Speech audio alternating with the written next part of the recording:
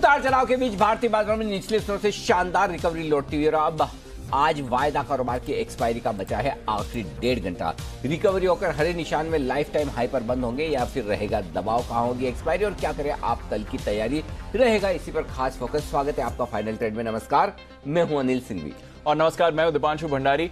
Volatile trade रहा है सीमित दायरे में अनिल जी, पर अब आ रही है रिकवरी के संकेत और ग्लोबल मार्केट से भी है पूरा सहारा। तो बताएं सर, एक्सपायरी तक बड़ी बातें क्या है?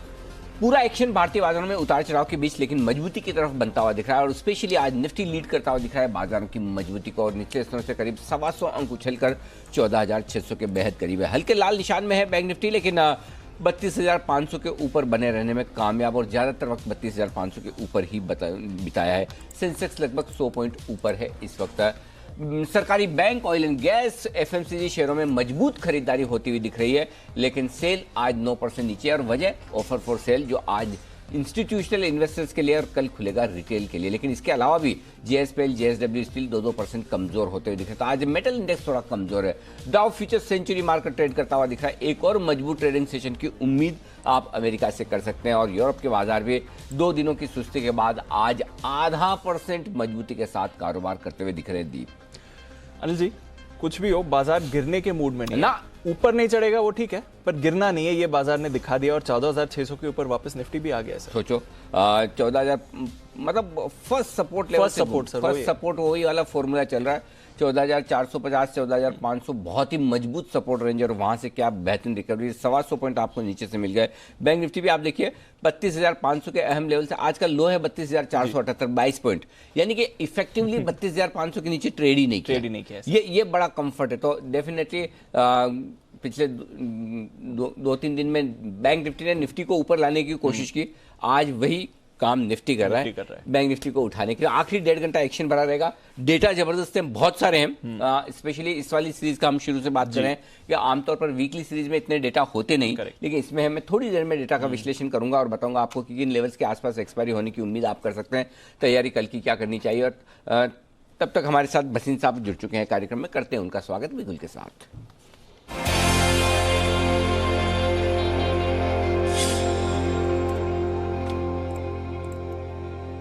2 बाय 2 सेल की रणनीति बिल्कुल बैलेंस बनाकर ठीक वैसा ही जैसा मार्केट का मूड है। वसीम साहब ने आज सुबह आपको स्ट्रेटेजी दी और कुछ स्टॉक्स तो बड़े कमाल करते हुए दिख भी रहे हैं। वसीम साहब स्वागत है। पहले तो आज एक्सपायरी को लेकर आपका आउटलुक और साथ ही अपडेट्स भी सर।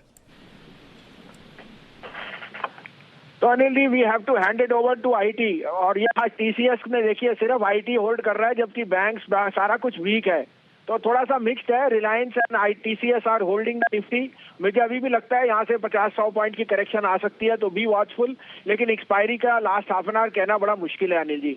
हाउएवर जो मैं अंडरटोन आपको कह रहा हूँ, यहाँ पे थोड़ी वेरीनेस है। So there are couple of stocks which are keeping the broader market is under performing. In fact mid cap Nifty is in the negative, तो थोड़ा वॉचफुल रहिए। बैंक्स जो आपके लीडर थे वो भी अंडर प्रेशर हैं, so I would be little cautious है और कीप हेज स्ट्रेटेजी जो आपके साथ मैं कह रहा हूँ। तो परफेक्ट है सर। अपडेट और फ्रेश कॉल्स आज के लिए सर।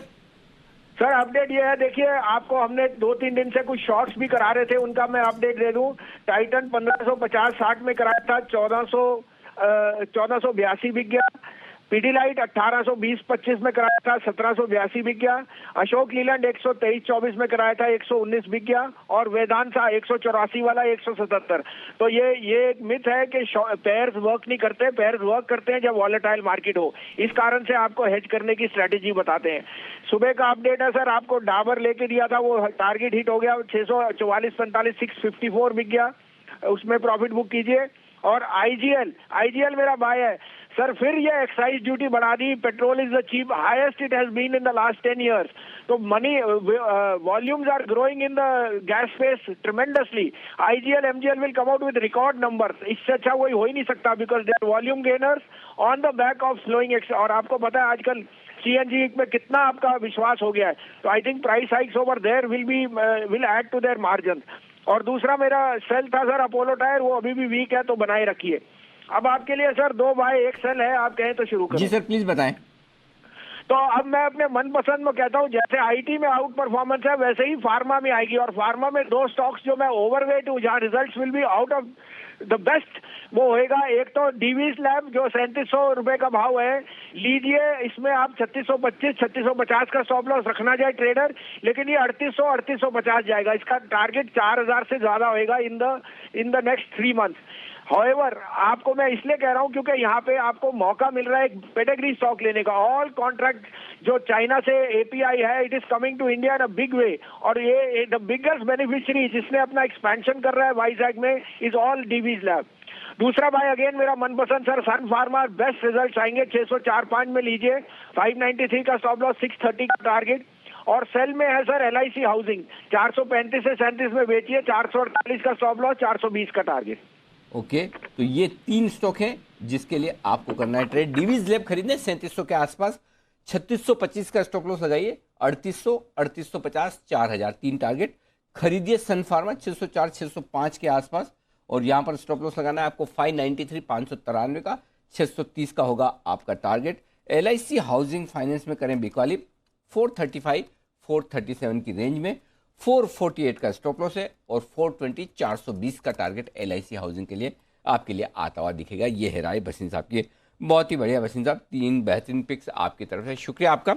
मुलाकात होगी 45 मिनट बाद 2:50 पे एक बार फिर से आपसे। आइए तब तक बढ़ते हैं आगे और फोकस करते हैं उन तमाम ट्रिगर्स पर जिन पर आपको रखनी है नजर। मानसी हमारे साथ है बताने के लिए उन सभी इवेंट्स के बारे में।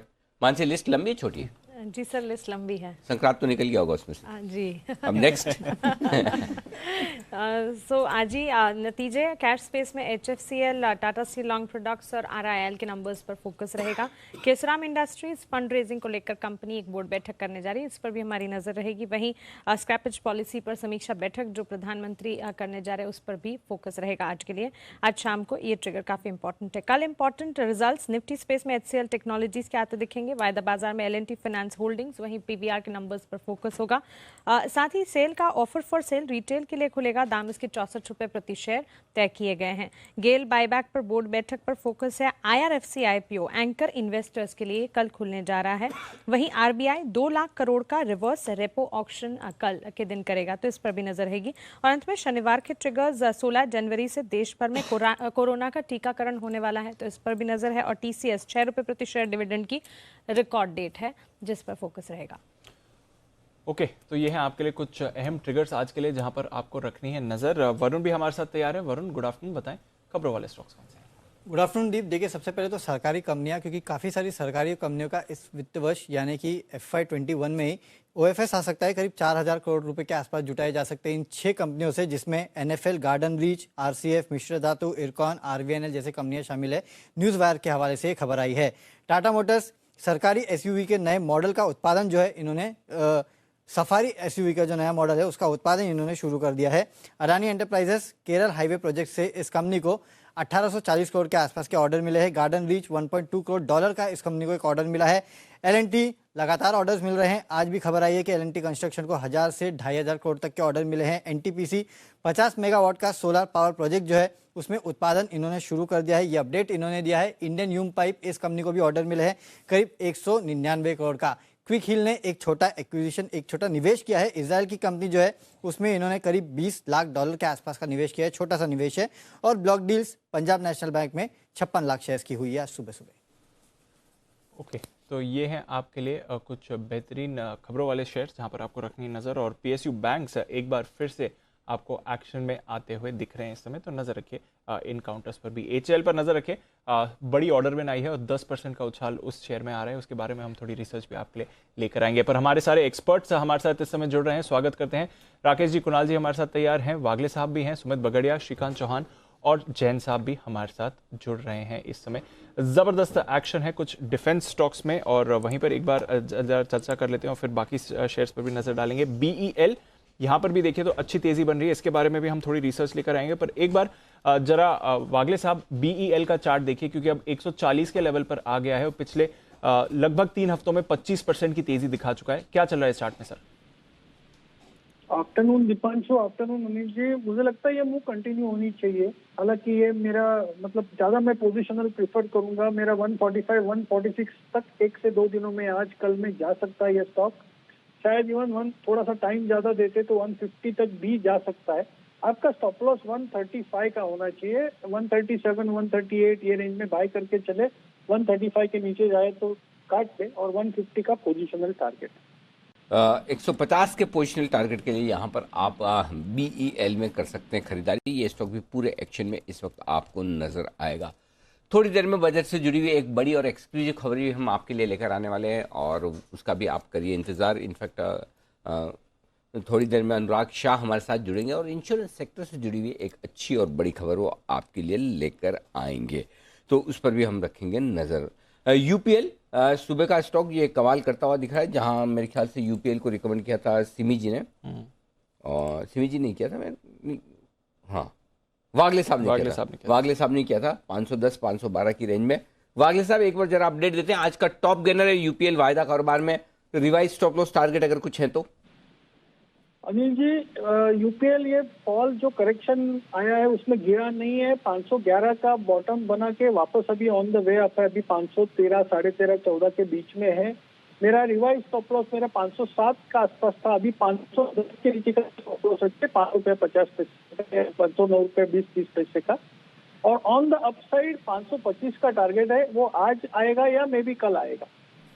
ओके आज कल में टारगेट हासिल होने की पूरी संभावना, मजबूती के साथ स्टॉक ट्रेड करता हुआ। आइए अनुराग शाह हमारे साथ हैं और इंश्योरेंस से जुड़ी हुई एक खबर, एक संभावना जो बजट में होने की पूरी उम्मीद आप कह सकते हैं कि इंश्योरेंस सेक्टर को लेकर कुछ बड़े बदलाव बजट में इस बार आ सकते हैं।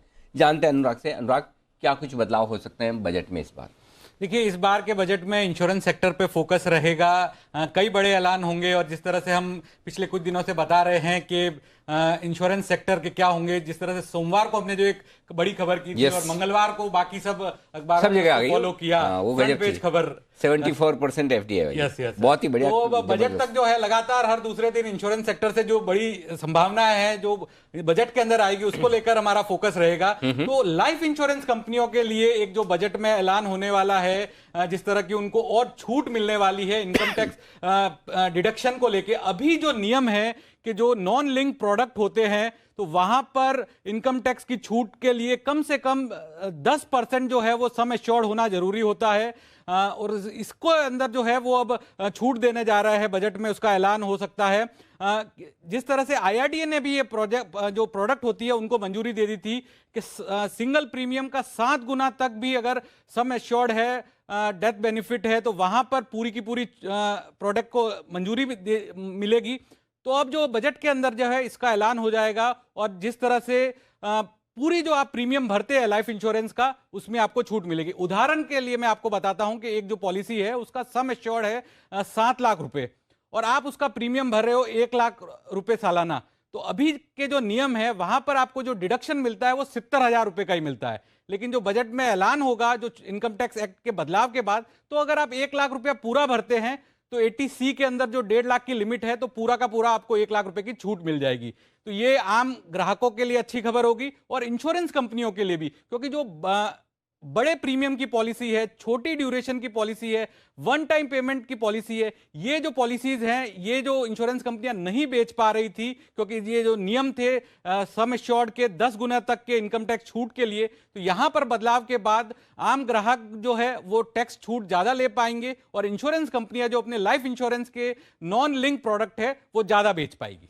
ओके तो ये है आपके लिए इंश्योरेंस कंपनियों से जुड़ी हुई एक बड़ी खबर। और ये टैक्स छूट का फायदा हम सबको मिलेगा, सभी को मिलेगा। आपकी सम एश्योर्ड की पॉलिसी है 7 लाख रुपए की और अगर आप अभी 1 लाख रुपया प्रीमियम भर रहे हैं तो अभी के जो नियम है वो 70,000 रुपए तक ही आपको छूट देते हैं। वो 30,000 रुपए आपने प्रीमियम दिया भी लेकिन छूट नहीं मिलती है। अच्छा। लेकिन ये बदलाव के बाद जो बजट में आने की पूरी उम्मीद है और मैं तो पूरा कॉन्फिडेंट हूं कि आएगा ही।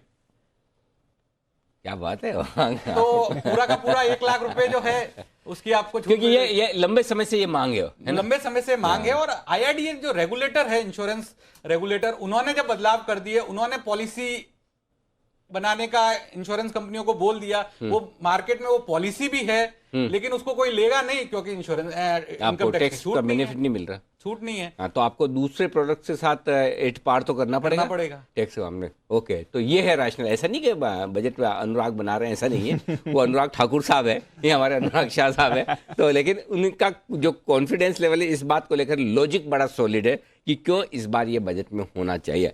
लाइफ इंश्योरेंस मिल जाएगी, अच्छी राहत मिल जाएगी। बिल्कुल बढ़िया राहत होगी, ये बढ़िया इंश्योरेंस कंपनियों के लिए भी अच्छा है और इंश्योरेंस खरीदने वाले लोगों के लिए भी। एग्जिस्टिंग पॉलिसीज पर भी एप्लीकेबल हो। ये तो नए प्रोडक्ट जो लॉन्च हुए हैं उनके लिए, क्योंकि इसको करीब 1.5 साल पहले ही IRDA ने मंजूरी दे दी। ये जो प्रोडक्ट है इंश्योरेंस कंपनियां ला सकती है, जिसमें ड्यूरेशन कम होती है, प्रीमियम ज्यादा होता है, कम ड्यूरेशन। क्योंकि आजकल क्या है, पहले होता था कि आप 40 साल 30 साल छोटी उम्र में इंश्योरेंस लेते थे। आजकल बहुत से लोग जो है 60 साल के बाद भी इंश्योरेंस लेते हैं कि यार ठीक है अब ले लो, पहले नहीं लिया अब ले लो।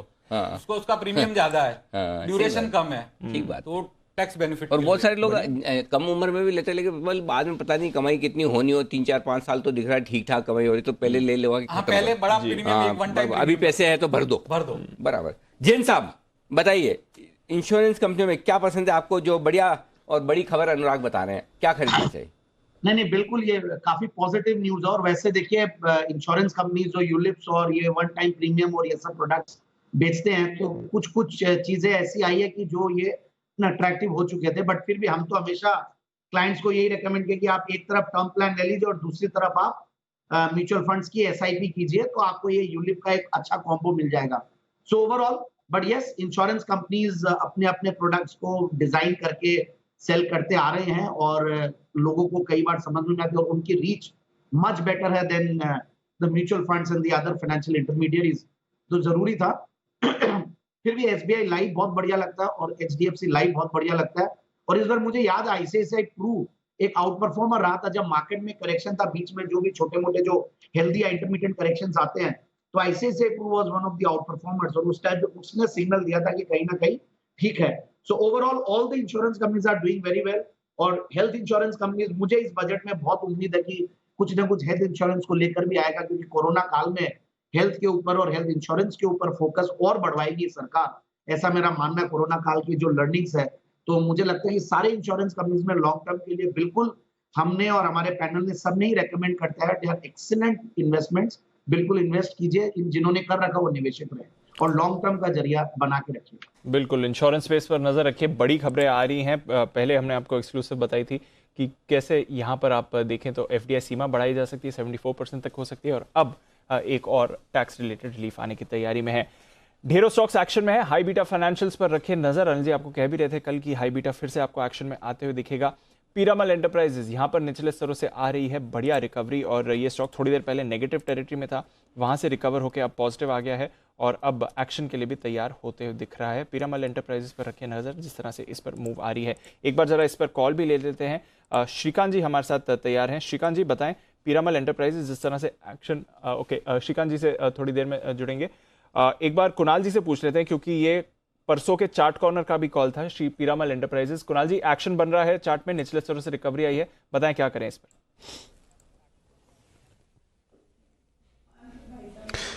देखिए दीपांशु, आज सवेरे भी मैंने पिक ऑफ द डे में भी पीरामल एंटरप्राइजेस पे खरीदारी की राय दी है, तो मेरी यहां पर बुलिश राय है। मुझे लगता है कि देखिए थोड़ा वॉलेटाइल स्टॉक है, ऊपर नीचे जरूर हो रहा है, लेकिन इसमें जो ब्रेकआउट आया है ये बहुत ही इंपॉर्टेंट है। 1550 1552 के लेवल्स स्टॉक ने पार किए और 2-3 सत्र हम देख रहे हैं कि वॉलेटाइल होने के बावजूद भी 1550 के लेवल्स को होल्ड कर रहा है। तो ओवरऑल ट्रेजेक्टरी बहुत पॉजिटिव है। मुझे लगता है कि 1650 तक के लेवल्स इसमें देखने को मिलेंगे। स्ट्रक्चर मजबूत है, हाल में वॉल्यूम बता रहा है कि कुछ ना कुछ पर खबरें भी आने की संभावना है, तो 1550 के नीचे स्टॉप लॉस रखकर मेरी खरीदारी की राय। ओके, तो 1550 के नीचे रखें आप स्टॉप लॉस और वहां पर करके चलें खरीदारी। पीरामल में रखिए नजर। M&M फाइनेंस में भी हम एक्शन देख रहे हैं और ये स्टॉक भी आपको मूव दिखा रहा है, तो हाई बीटा फाइनेंशियल्स पर ही एक्शन बनते हुए दिख रहा है। निचले स्तरों से IT शेयर्स में अच्छी रिकवरी हुई है और अब TCS पे जरा नजर रखिए। 3% ऊपर है TCS इस समय और बाजार की रिकवरी में एक अहम रोल TCS ने भी प्ले करा है। बंसल जी, TCS का चार्ट 3260 पर आ गया है और डेज हाई पर है, कहां जा रहा है नेक्स्ट?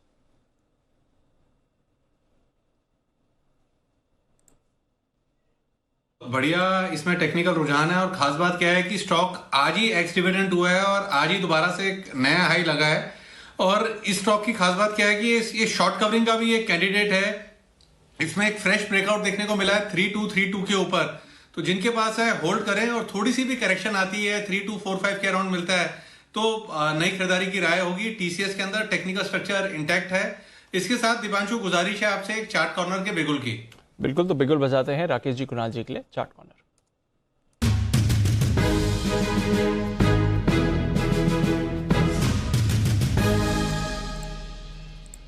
बताएं सर।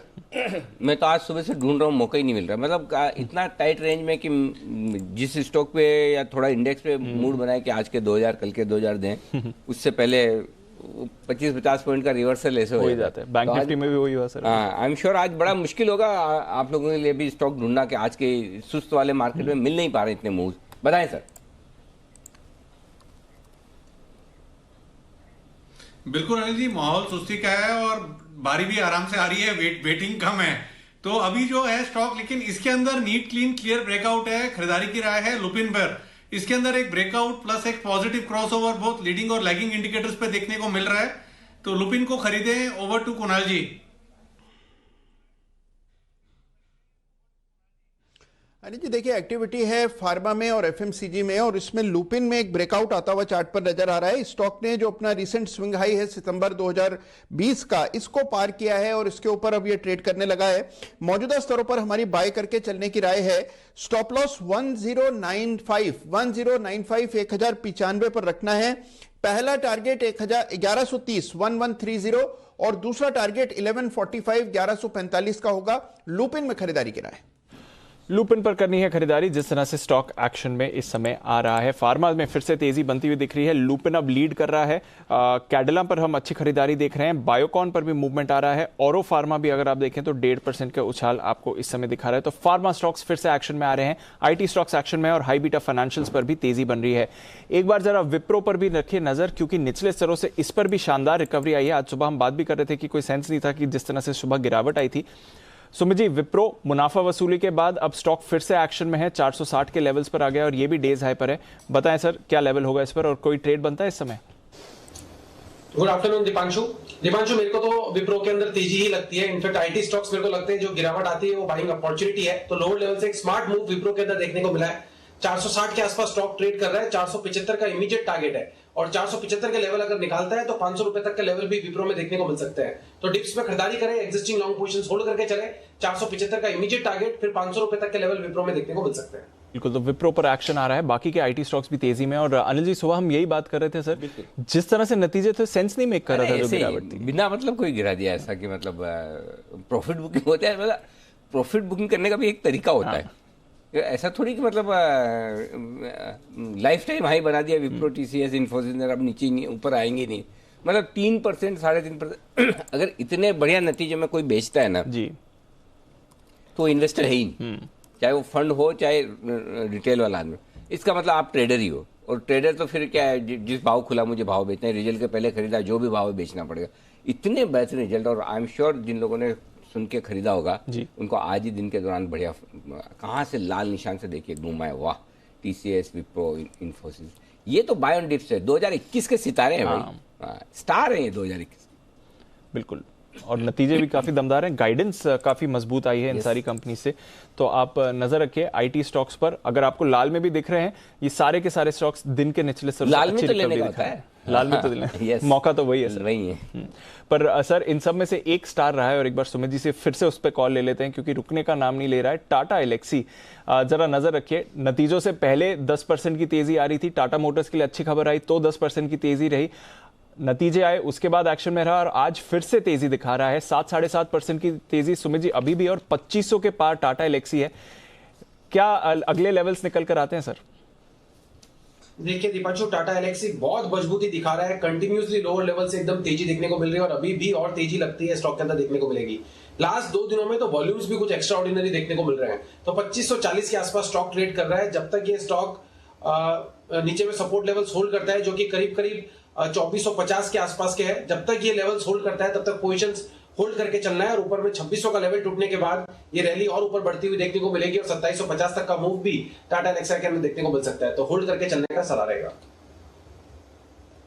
ओके, तो ये है आपके लिए टाटा एलेक्सी पर नज़र। पर अभी हम बात कर रहे थे हिंदुस्तान एरोनॉटिक्स के बारे में, और पिछले 10 दिनों में देखें, बल्कि इस साल की शुरुआत से देखें तो एक ज़बरदस्त तेज़ी में रहा ये स्टॉक, अच्छी खरीदारी आ रही है और आज ऑफकोर्स तो ऑर्डर विन भी हुआ है। तो जानते हैं वरुण के साथ क्या चल रहा है इस स्टॉक में, और ऑफकोर्स इस ऑर्डर विन की वजह से क्या बेनिफिट्स है वरुण?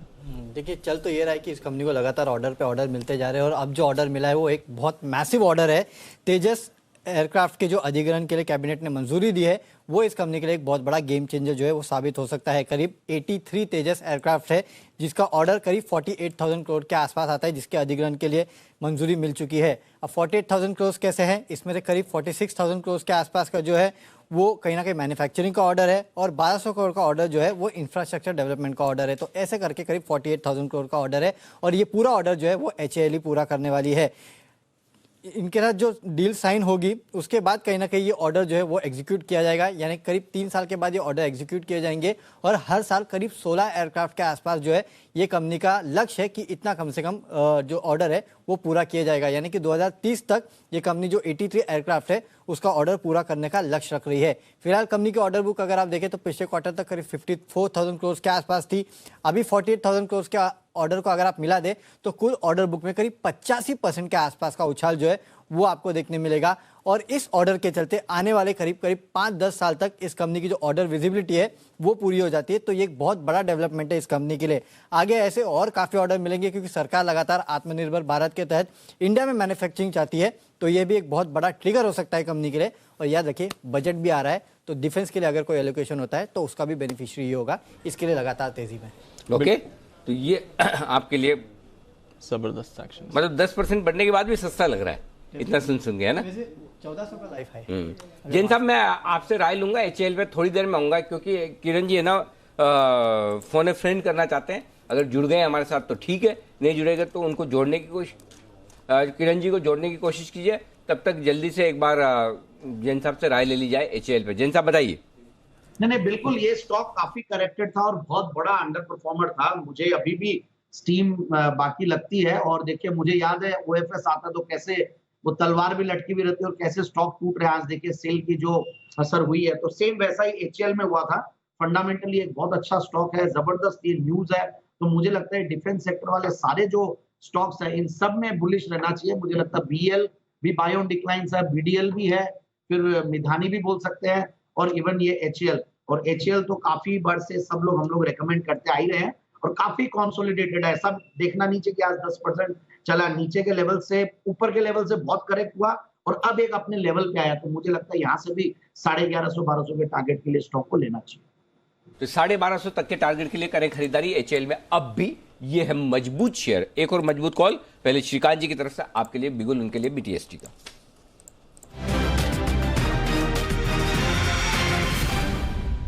बताइए श्रीकांत जी। अनिल जी, गुड आफ्टरनून। यस। देखिए, वैसे मार्केट में तेजी काफी सिलेक्टिव बनी है, लेकिन मार्केट में जो परफॉर्मेंस है वो IT और फार्मा की तरफ से आ रहा है और मुझे लगता है कि बैंक स्टॉक्स में एक साइडवेज पैटर्न बन रहा है जो बुलिश है, यानी कि शायद आज ना चले क्योंकि एक्सपायरी प्रेशर है, लेकिन कल के दिन में हमें अच्छी एक्टिविटी बिल्कुल देखने मिल सकती है। तो यहाँ पे मुझे लगता है कि इंडसइंड बैंक पे एक पोजीशन बनानी चाहिए क्योंकि ये स्टॉक उसी लेवल के करीब ट्रेड कर रहा है 970 972 जहाँ पे ये खुला था और काफ़ी अच्छा एक ओपन इंटरेस्ट में हमने बढ़ोतरी भी देखी है। तो करंट लेवल से इंडसइंड बैंक को बाय किया जा सकता है, 950 का स्टॉप लॉस रखना है और यहाँ पे हमें टारगेट 1020 और 1030 के रखने हैं। तो BTST के बेसिस पे इंडसइंड बैंक को बाय करके चले। ओके, इंडसइंड बैंक में करेक्ट खरीदारी, ये है राय श्रीकांत जी की तरफ से। सुबह भी इंडसइंड बैंक में खरीदारी की राय आती हुई दिखी थी। पहले तो खुद सेठी साहब ने रिकमेंड किया था, उसके बाद कुणाल जी राकेश जी ने रिकमेंड किया था और उसके बाद शायद सिमी जी ने रिकमेंड किया था। 3 रिकमेंडेशन आई। आज इंडसइंड बैंक पर स्टॉक मजबूती के साथ ट्रेड करता हुआ। स्पेशल बिगुल किरण जी के लिए।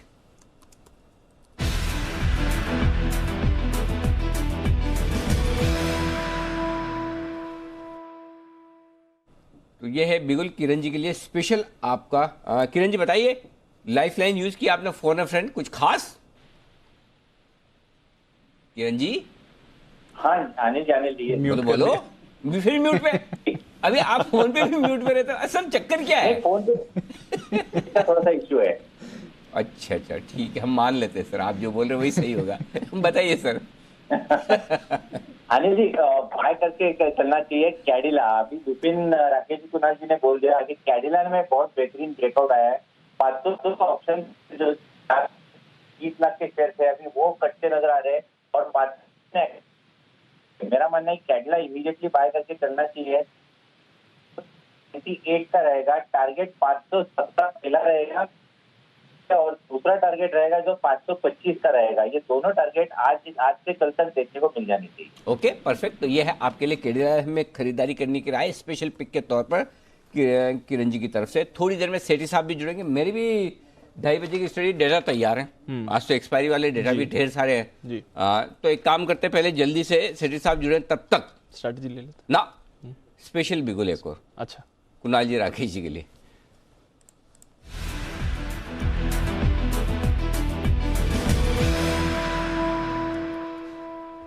बताएं सर।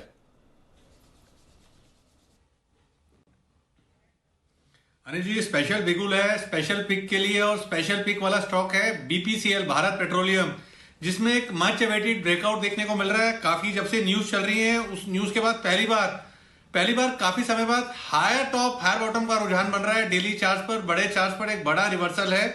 ये स्टॉक कमाल कर सकता है। ओवर टू कुणाल जी। अनिल जी देखिए, क्लियर ब्रेकआउट चार्ट पर आता हुआ दिख रहा है, वॉल्यूम एडिशन बड़ा जबरदस्त हुआ है, तो इस स्टॉक को बाय करके चलें। यहां पर स्टॉप लॉस 417 417 पर स्टॉप लॉस लगा लें। पहला टारगेट 440 रुपए का, दूसरा टारगेट 450 रुपए का, तो 440 450 के टारगेट के लिए बीपीसीएल में खरीदारी की राय। स्टॉप लॉस नहीं लगाना ना?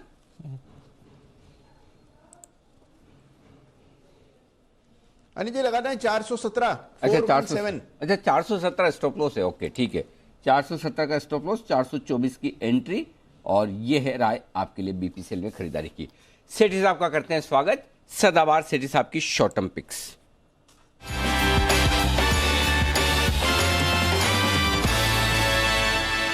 दमदार बिगुल है और दमदार सेठी साहब है। सेठी साहब कितनी, 2 पिक्स आज हमेशा की तरह? हाँ, गुड आफ्टरनून अनिल जी। 2 पिक्स, एक कैश मार्केट की और एक एफएनओ की। कैश और एफएनओ की, तो शुरुआत हमेशा की तरह कैश मार्केट से करें सर? हाँ बिल्कुल अनिल जी। बताइए। तो स्टॉक देने के पहले अनिल जी एक अपडेट देना चाहूंगा। हाल में पिछले 2-3 दिन में जो स्टॉक रिकमेंड करे, एक टीएसपी आपको याद रहता ही है, 700 रुपए के टारगेट थे, वो आज अचीव हो गए, 710 के हाइक करे हैं। फिर कल एक कंसाई नेरोलैक, जो दीपांशु वाला कंसाई नेरोलैक, वो मैंने रिकमेंड करा था 620 में, 650 के टारगेट थे। अभी स्टॉक देखिए आज वो 650 के टारगेट अचीव कर चुका है। फिर आईटीसी भी बहुत अच्छा कर रहा है। तो ऑल इन ऑल जो भी पिछले 2-3 दिन की कॉल्स थी काफी अच्छा कर रही है। अब आज जो मेरा कैश मार्केट का स्टॉक है अनिल जी, एक एजुकेशन स्पेस की कंपनी है।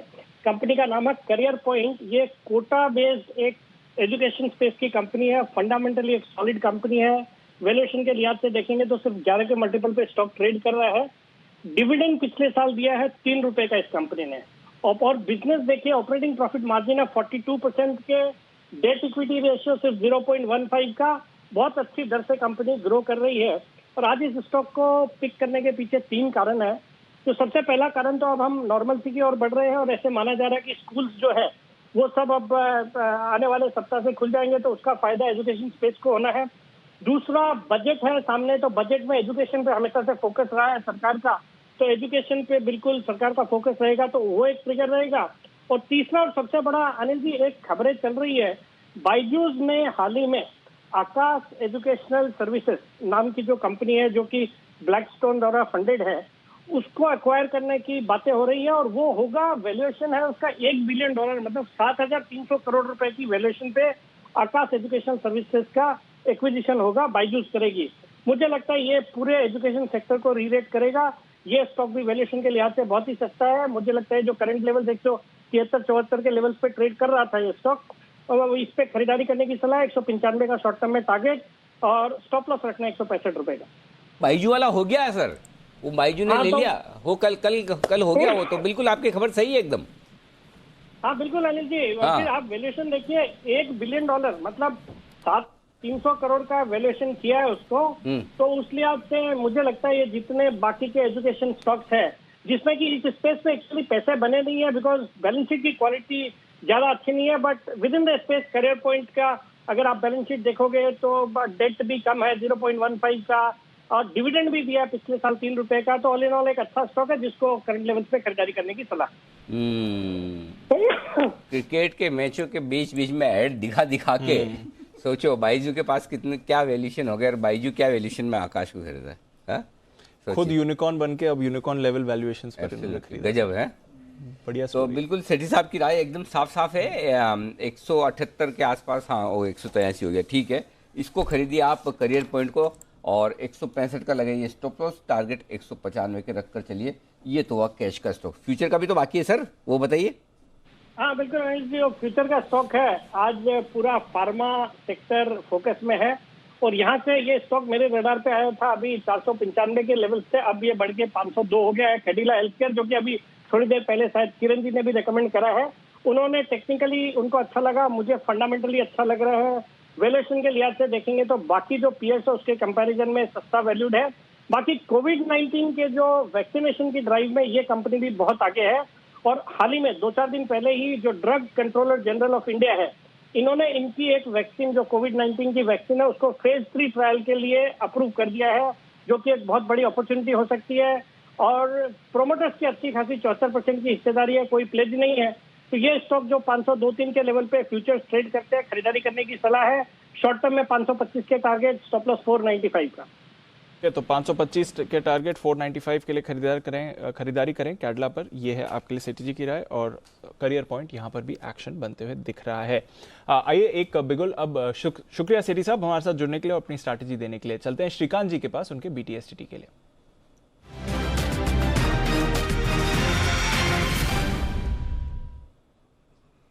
बताएं श्रीकांत जी। दीपांशु देखिए, मुझे लगता है कि बजट तक अगर कोई PSU स्टॉक्स में अगर काम करना है तो वो है भारत पेट्रोलियम। उसका रीज़न ये है कि इसने अपना अच्छा खासा एक करेक्टिव पैटर्न कंप्लीट किया है और उसके बाद का एक अच्छा ब्रेकआउट भी दिया है। 415 के ब्रेकआउट के बाद ये स्टॉक मुझे लगता है कि 450 से लेकर 455 के लेवल्स दिखा सकता है। कल के दिन में एक जो गिरावट थी तो शायद स्टॉक थोड़ा गिर भी गया था, लेकिन 415-410 के लेवल्स को उसने फिर भी मेंटेन किया है। तो करंट लेवल से मुझे लगता है BPCL को बाय करके चले, अभी उसमें काफ़ी अच्छा मोमेंटम आ रहा है, ओपन इंटरेस्ट भी बढ़ रहा है, तो ये स्टॉक करंट लेवल से बाय करें। 424-425 के करीब ट्रेड कर रहा है, 440 के टारगेट समझ में आ रहे हैं, और यहाँ पे हमें स्टॉप लॉस रखना है, वो रखना है 414 रुपये का। ओके, तो BPCL पर लगातार बुलिश कॉल्स आपको आती हुई दिख रही हैं। थोड़ी देर में अनिल जी के पास चलेंगे उनकी स्ट्रैटेजी के लिए।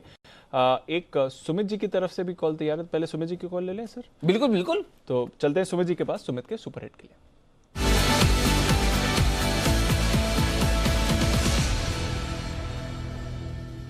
बताएं सुमित जी। दीपांशु, फार्मा स्टॉक्स में ही मोमेंटम देखने को मिल रहा है, और यहाँ पे जो स्टॉक रडार पे आया है वो है ग्लेनमार्क। ग्लेनमार्क के अंदर बाय का व्यू लेके ट्रेड करने का सलाह रहेगा। ग्लेनमार्क अभी चल रहा है 520 पे। ग्लेनमार्क के अंदर मेरे को लगता है अब यहाँ से ऊपर का मूव देखने को मिलना चाहिए। जिस तरह से एक एक करके फार्मा स्टॉक्स में मोमेंटम बढ़ रहा है, तो ये सारे फार्मा स्टॉक्स यहाँ से एक अच्छा अपसाइड मूव दिखाने को तैयार है, जिसमें ग्लेनमार्क भी एक अच्छा अपसाइड मूव दिखाएगा। 535 का होगा इसका इमीडिएट टारगेट, और इस बारी इस रैली के अंदर 535 का लेवल टूटना चाहिए, और 550 रुपए तक के स्तर ग्लेनमार्क के अंदर देखने को मिलने चाहिए। तो ग्लेनमार्क में बाय का व्यू लेके काम करें। स्टॉक का जो नीचे पे सपोर्ट है 505-507 रुपए के आसपास है, तो वो स्टॉप लॉस बनेगा। ऊपर में 535 का पहला टारगेट होगा और 550 का दूसरा टारगेट होगा। पोजिशनल नजरिया लेके इसके अंदर काम करें, 3 से 4 दिन का व्यू ले। ऑप्शंस के जरिए अगर ट्रेड करना है तो 520 वाला कॉल 25-26 रुपए पे अभी ट्रेड हो रहा है, इसको लेने का सलाह रहेगा। नीचे पे 18 रुपए का इसके अंदर स्टॉप लॉस लगाएं।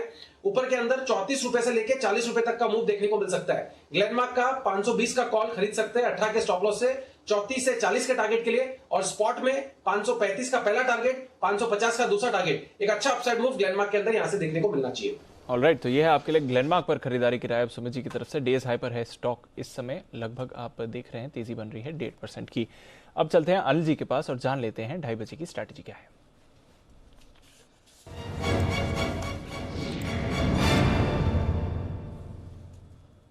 सर ग्लोबल क्यूज तो मजबूत हैं। डाउ फ्यूचर्स में देखिए 100 अंकों की तेजी है। नैस्डैक फ्यूचर्स आपको हल्का पॉजिटिव ट्रेड दिखा रहे हैं। यूरोप की अच्छी शुरुआत हुई है, लगभग 0.2-0.3% तक की तेजी आप यूरोप के बाजारों में देख रहे हैं। एशिया भी ठीक ठाक रहा, हालांकि चीन के बाजार आज थोड़े प्रेशर में थे, पर हांगकांग में 1% की तेजी थी। जापान भी ऑलमोस्ट 1% ही ऊपर आपको दिखा। और कच्चे तेल में थोड़ा कंसोलिडेशन चल रहा था, पर वापस $56 के पार आपको ब्रेंट आते हुए दिख रहा है। तो अच्छे ही संकेत आ रहे हैं जहां तक ग्लोबल मार्केट का सवाल है। जी सर, पक्का जी, हीरो या जीरो का बिगुल। अरे वाह, बिगुल अनिल जी के लिए हीरो या जीरो कॉल।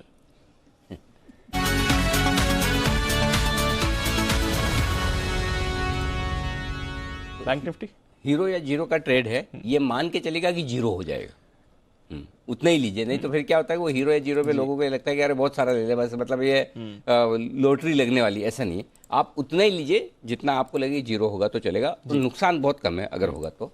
और वो है 14,600 का निफ्टी का कॉल ऑप्शन खरीदना है। आज की एक्सपायरी का 13 रुपये में मिल रहा है। निफ्टी का आज की एक्सपायरी का कॉल ऑप्शन 13 रुपये में 14,600 का at the money call option जो 14,600 का मिल रहा है निफ्टी की आज की एक्सपायरी का 13 रुपये में। स्टॉप लॉस आपका 13 रुपये, जीरो है, मतलब 13 रुपये का नुकसान मैक्सिमम। आप ये मान के चलिए कि 13 रुपये का नुकसान होगा मैक्सिमम। टारगेट 30, 40 और 55, ये 3 टारगेट के लिए।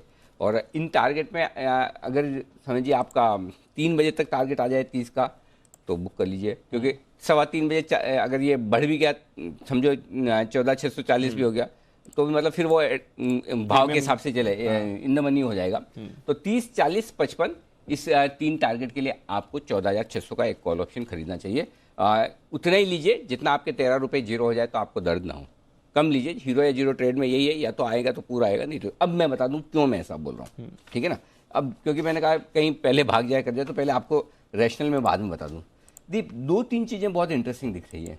पहली चीज़ तो ये कि वर्स्ट केस सिनेरियो में 14,500 के नीचे एक्सपायरी नहीं होगी। आप वो कहेंगे उसमें तो कोई बड़ी बात है नहीं, नीचे 14,600 के ऊपर तो क्या नहीं बात। उससे बेटर केस सिनेरियो में 14,550 के नीचे भी नहीं होगी, तो यानी कि 50% से ज़्यादा की रिस्क एक्सपायरी में नहीं। क्यों? 14,550 के पुट ऑप्शन पर 41 लाख शेयर हैं और कॉल ऑप्शन पर 35 लाख शेयर हैं। तो जैसे आप 14,550 के आसपास आएंगे भी तो आपके जो पुट राइटर्स हैं वही सपोर्ट दे देंगे, और जिन्होंने तो आपको वहाँ सपोर्ट आराम से मिल जाएगा, तो उसके नीचे जाने की संभावना कम है। और 30 लाख शेयरों की पुट राइटिंग 14,550 पे हुई, तो वो आपका बेसिक सपोर्ट है। तो फिर मैंने 14,600 का कॉल ऑप्शन क्यों दिया? ये मैंने एक प्रीएम्प्ट करके दिया है।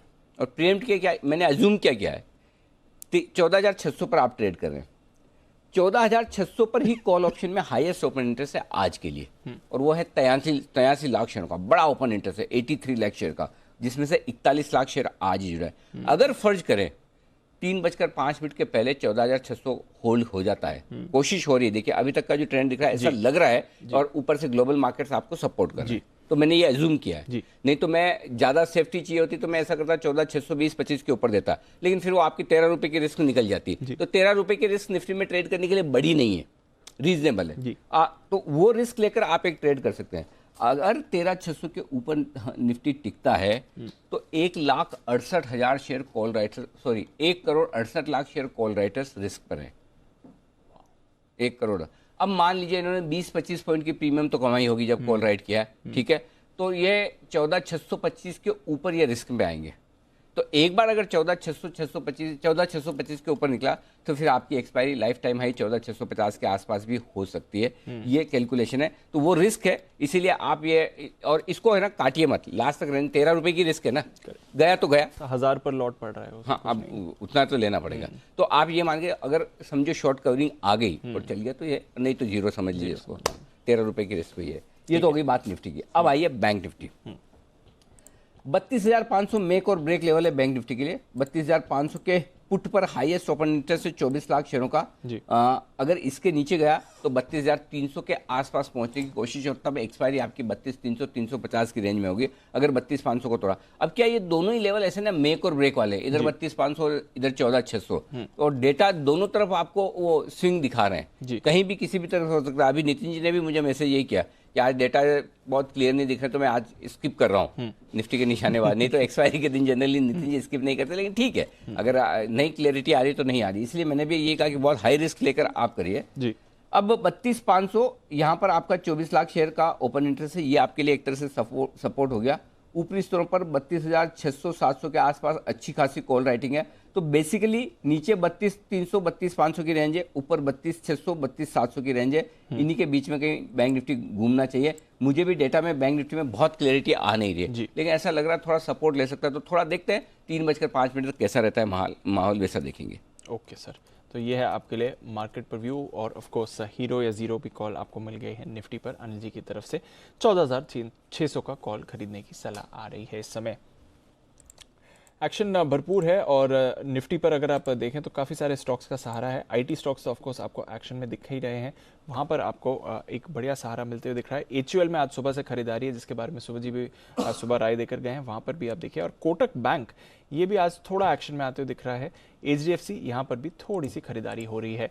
पर आइए आपको कुछ मिड कैप स्टॉक्स के बारे में बता दें जहाँ पर एक्शन भरपूर है। ग्राफाइट इलेक्ट्रोड्स कंपनीज एक बार फिर से अच्छे एक्शन में आ रही हैं। क्या है अब नए ट्रिगर, जानते हैं आशीष के साथ। आशीष बताएं क्यों है ये कंपनीज फोकस में? देखिए दीपांशु, स्टील सेक्टर में हम लगातार आपको बता रहे कि बेहतरीन टर्न अराउंड देखा जा रहा है काफ़ी समय के बाद। अब कीमतें अगर आप देखते तो लगभग 7 महीने से कीमतें लगातार बढ़ रही है, 5 साल के उच्चतम स्तर पर आ गई हैं। और अब अंतर्राष्ट्रीय और घरेलू कीमतों में देखें तो ज़्यादा गैप देखने को नहीं मिल रहा है। अब इसका जो सीधा रिलेशन है वो ग्राफाइट इलेक्ट्रोड्स कंपनीज के साथ है, क्योंकि स्टील बनाने में ग्राफाइट इलेक्ट्रोड्स का उपयोग होता है। और इससे पहले हमने देखा था कि ग्राफाइट इलेक्ट्रोड कंपनीज में काफ़ी ज़्यादा गिरावट आई थी, क्योंकि स्टील की जो मांग है उसमें एक गिरावट देखने को मिली थी। फिलहाल अगर आप देखें तो जो सिनेरियो है अब इनके फेवर में जाते हुए दिख रहा है, क्योंकि जिस प्रकार से हम देख रहे हैं कि भारत में और पूरे अंतर्राष्ट्रीय बाजारों में कंस्ट्रक्शन एक्टिविटी दोबारा शुरू हो चुकी है, और साथ ही साथ जो ऑटोमोबाइल सेक्टर है वहाँ से भी मांग है। और इनफैक्ट कुछ रिपोर्ट्स ऐसी है जो बता रही कुछ इंडस्ट्रीज में तो स्टील की शॉर्टेज है, यानी मांग यहाँ से और बढ़ती हुई नजर आएगी। यानी ग्राफाइट इलेक्ट्रोड्स की मांग देखें तो वो भी सुधरती हुई नजर आएंगी।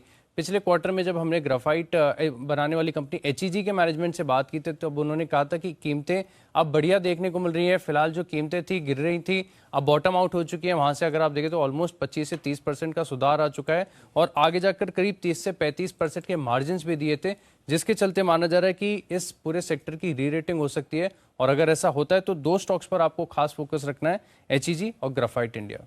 HEG और ग्राफाइट इंडिया पर रखिए नजर। और री रेटिंग संभव है स्पेस के लिए, कई सारे बड़े ट्रिगर्स भी आते हुए दिख रहे हैं। जैन साहब, जो खबर आशीष बता रहे थे उसके बेसिस पर इन कंपनीज पर जैन साहब से फिर से संपर्क करने की कोशिश करेंगे। सुमित जी, HEG ग्राफाइट दोनों में से बेटर स्ट्रक्चर किसका दिख रहा है चार्ट्स पे? दिवांशु, देखिए मेरे को ऐसा लग रहा है कि इन स्टॉक्स में दोनों के अंदर ही मोमेंटम एक अच्छा बना हुआ है। स्टॉक के अंदर अगर दोनों में से एक को सिलेक्ट करना है तो ग्राफाइट को सिलेक्ट कर सकते हैं। ग्राफाइट अभी 327-26 के आसपास ट्रेड कर रहा है। स्टॉक पिछले 20 से 25 दिनों में एक वन वे रैली दिखा रहा है और लोड लेवल से एक अच्छा अपसाइड मूव दिखा चुका है। तो ग्राफाइट के अंदर यहां से अभी भी और स्ट्रीम लेफ्ट है और ऊपर का मूव देखने को मिल सकता है। ऊपर में 340 का इमीडिएट टारगेट बनेगा, और 340 का लेवल अगर क्लोजिंग बेसिस पे टूटते हैं और उसके ऊपर अगर 1 से 2 दिन क्लोजिंग देखने को मिलता है तो फिर ग्राफाइट यहां से ऊपर में 380 से 400 रुपए तक का मूव भी दिखा सकता है। तो ग्राफाइट के अंदर पोजीशन होल्ड करके चलने का सलाह रहेगा। ओके, तो पोजीशन होल्ड करें ग्राफाइट इंडिया, ये है आपके लिए स्टॉक्स इन फोकस। और कुछ अच्छे ट्रिगर्स आ रहे हैं इन कंपनीज के लिए। HCL टेक्नोलॉजीज आने वाले हैं इसके तिमाही नतीजे, और जिस तरह से TCS, इन्फोसिस और विप्रो दमदार नतीजे पेश कर चुके हैं, और आज भी देखिए मुनाफा वसूली आई थोड़ी स्टार्टिंग में, उसके बाद अच्छी रिकवरी आई है। कैसे रह सकते हैं HCL टेक्नोलॉजीज के नतीजे? कुशल हैं तैयार बताने के लिए। कुशल बताएं HCL टेक्नोलॉजीज के साथ क्या अनुमान लगा रहे हैं? देखिए दीपांशु, यहाँ पर HCL टेक के नंबर से अब जो उम्मीदें हैं ना वो काफी बढ़ती हुई नजर आ रही हैं इन तीनों दिग्गज IT कंपनियों के नतीजों के बाद। और यहाँ पर भी डॉलर आय जो है यहाँ पर लगातार बढ़ोतरी 3% से ज्यादा की बढ़त जो है हम यहाँ पर भी एक्सपेक्ट करके चल रहे हैं, और 258.5 करोड़ डॉलर आय जो है वो कंपनी रिपोर्ट कर सकती है। पर मार्जिन पर थोड़ा सा दबाव देखने को मिल सकता है, क्योंकि कंपनी ने जो है वेतन बढ़ाए हैं एम्प्लॉइज के, जिस वजह से करीब 1% की गिरावट जो है हमें मार्जिन में देखने को मिलेगी क्वार्टर ऑन क्वार्टर बेसिस पे। 21.7% से गिरकर 20.9% के मार्जिन हम एक्सपेक्ट करके चल रहे हैं, और मुनाफा लगभग फ्लैट रहेगा 3150 करोड़ पर देखना बहुत इंपॉर्टेंट है, जैसा कि हम प्रीवियस कंपनीज में भी देख रहे हैं कि मार्जिन और आय गाइडेंस जो है FY21 की, वहां पर क्या अपडेट आता है। क्योंकि आपने देखा कि गाइडेंस सरप्राइज जो है वो इन्फोसिस ने भी दिखाया और विप्रो ने भी दिखाया।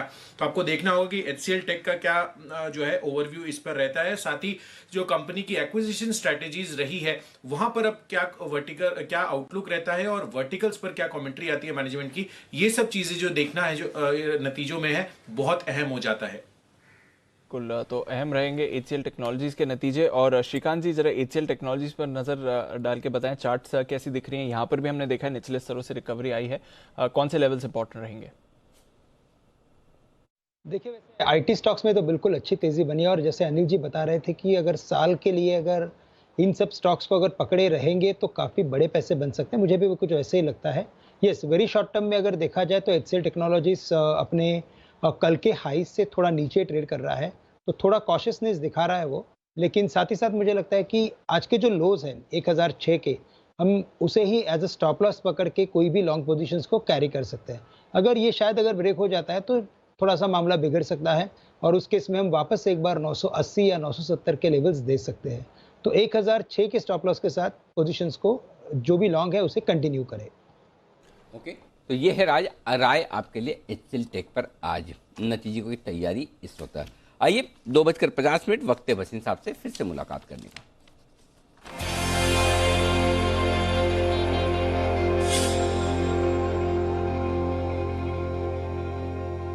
भसीन साहब, एक बार फिर से आपका स्वागत है। सर बताएं, आपसे लेकर एक्सपायरी तक का ट्रेड और साथ ही आपके अपडेट भी।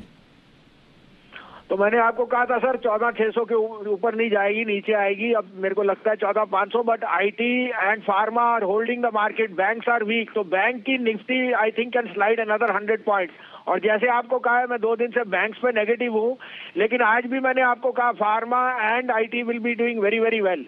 अब आपको अपडेट दे दूं सर, आपको सुबह मैंने आपको आईजीएल दिलवाया था, DLF अपोलो टायर में शॉर्ट दिलवाया था, कंटिन्यू टू होल्ड दैट। और अभी मैंने आपको सन फार्मा और डीवीज लैब खोला, और अभी भी मैं आप देखिए pharma is leading from the front. जब मैंने आपसे बात की उसके बाद फार्मा के share from 603.4, Sun Pharma 8615 and the rest of the bank. मैं अभी भी रीइटरेट करता हूँ, Divi's headed to 3850 and Sun is headed to 630। Keep your bias. और LIC हाउसिंग शॉर्ट है। अब आपके लिए 2 बायस है सर, आप कहें तो मैं शुरू करूं। जी सर, दोनों बाय बताइए सर। दोनों बायस है सर, क्योंकि अभी मेरे को लग रहा है कि यहाँ से ये स्टॉक्स बहुत बढ़िया और क्वालिटी नाम है।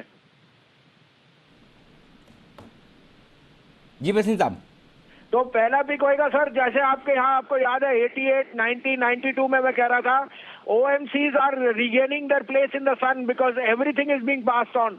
तो अगेन IOC लीजिए 100, 101, 101, 101, 50 में लीजिए। 98.50 का स्टॉप लॉस 110।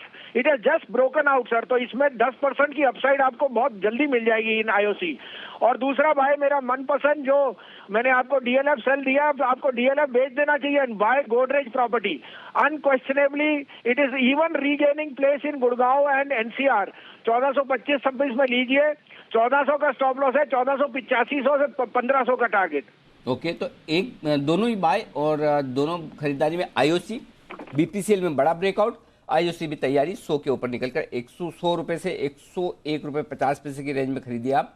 98 हाफ का स्टॉप लॉस लगाइए 110 के टारगेट के लिए। IOC में खरीदने की राय। और गोदरेज प्रॉपर्टीज हमेशा से पसंद रहा है भसीन साहब को, फिर से खरीदिए 1425 के आसपास, 1400 का स्टॉप लॉस, 1450 से 1500 का टारगेट। तो दोनों पिक है खरीदारी के। 650 के लेवल से भसीन साहब काफी पहले से, मतलब 650। और DLF तो मुझे याद है, ओहो जब खरीदारी की राय थी 130-40 से खरीदारी की राय थी, वहां से 300 लगभग डबल हो गया। शुक्रिया भसीन साहब, बहुत ही बेहतरीन पिक्स के लिए। आपसे मुलाकात कल सुबह फिर से होगी, तब आपसे हम पूछेंगे कुछ और पिक्स के बारे में। बिल्कुल, नजर रखिए इन सभी स्टॉक्स पर, एक्शन भरपूर आ रहा है। एक और स्टॉक जो बढ़िया तेजी में रहा है और एक्शन यहाँ पर हमने अच्छा आते हुए दिखा है, BEL। अभी थोड़ी देर पहले हम इसके बारे में चर्चा भी कर रहे थे।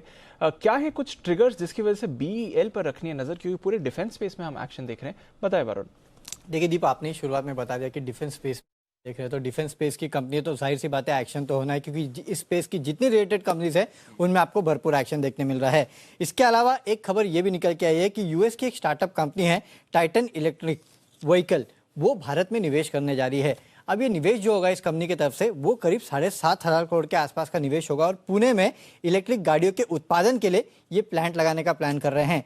अब ये प्लान जो है इसमें कहीं ना कहीं भारत में ये JV करना चाहते हैं, और खबरें ये निकल के आ रही है, रिपोर्ट्स ये कह रही है कि ये जो JV है वो दरअसल BEL के साथ होगी, और इस JV के जरिए भारत में बैटरीज और इलेक्ट्रॉनिक सिस्टम बनाए जाएंगे। तो कहीं ना कहीं एक जो EV का प्ले है वो यहाँ पे फिर नजर आ रहा है और उसके चलते आप देख रहे हैं कि स्टॉक को काफी फायदा होगा इस कंपनी को और उसके चलते स्टॉक में आज तेजी भी देखने मिल रही है। इसके अलावा ये कंपनी जो है डिफेंस से कहीं ना कहीं अब डाइवर्सिफाई करने की कोशिश कर रही है, अन्य कारोबार में भी अपना फोकस जो है उसको बढ़ाने की कोशिश कर रही है। इलेक्ट्रिक व्हीकल आने वाले समय में काफी बड़ा ग्रोथ ड्राइवर रहने वाला है, उसका तो फायदा इस कंपनी को मिलेगा ही। इसके अलावा सर्विसेज से जो आय आती है उस पर ज़्यादा फोकस कर रही है। कंपनी की उम्मीद है कि FY21 में सर्विसेज से जो आय है वो करीब 10% के आसपास होगी और अगले 5 साल में सर्विस कारोबार से जो आय है वो बढ़ के करीब 25% के आसपास करने का इस कंपनी का प्लान है, यानी कि साल दर साल करीब 10 से 15% के आसपास की वहाँ बढ़ोतरी देखने आपको मिल सकती है।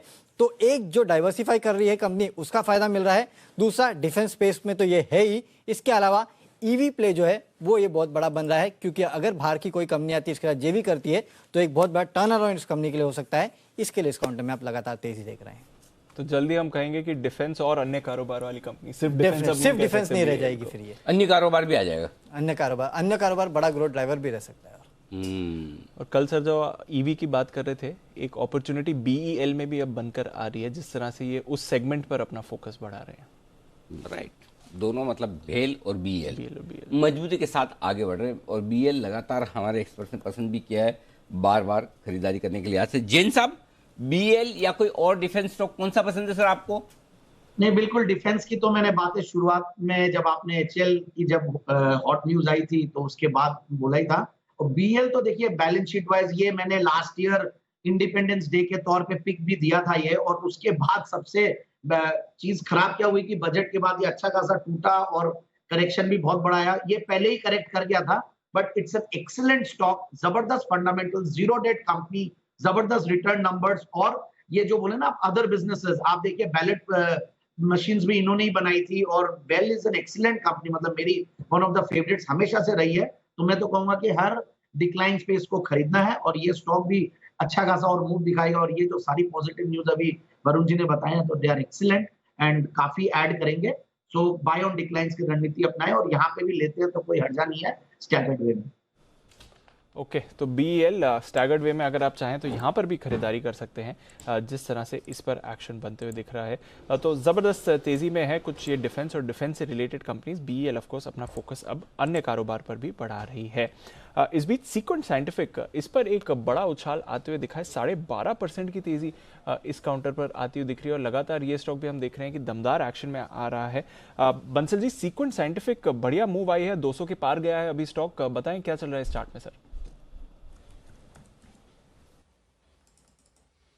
दिवांशु, बेहतरीन स्टॉक है और इस स्टॉक में अगर आज हम देखें तो एक बड़ा ब्रेकआउट यहाँ पे देखने को मिल रहा है और ये अपने ऑल टाइम हाइस पर स्टॉक आ रहा है। ये इसको अगर हम देखें तो मार्च 2016 के हाइस को इसने तोड़ा है, काफी बड़ा ब्रेकआउट है। और इस स्टॉक पर पहले भी मैंने और कुणाल जी ने एक बार रिकमेंडेशन दी थी इसको लेके बाय एंड होल्ड करने की, और रीजन बड़ा क्लियर है दीपांशु। एक बार कोविड जब चले जाएगा, वैक्सीनेशन हो जाएगा, तब यहाँ पर काफी फोकस आएगा वर्ल्ड ओवर, सब सारी गवर्नमेंट्स का फोकस आएगा। तो उस स्पेस में एक बेहतरीन कंपनी है जिन्होंने ले रखा है, होल्ड करे, हल्की फुल्की करेक्शन में नया निवेश भी स्टॉक के अंदर किया जा सकता है। ओके, तो ये है आपके लिए सीक्वेंट साइंटिफिक बने रहने की राय। लेकिन इन्फोसिस वर्सेस TCS जंग जारी है कई सालों से। हालांकि वो अलग बात है कि TCS काफी समय से बाजी मार चुका है, लेकिन क्या इन नतीजों के बाद भी TCS ही ऊपर है या फिर इन्फोसिस? दोनों की तुलना कर रहे हैं कुशल गुप्ता। कुशल बताइए, क्या है IT का बादशाह, TCS या इन्फोसिस?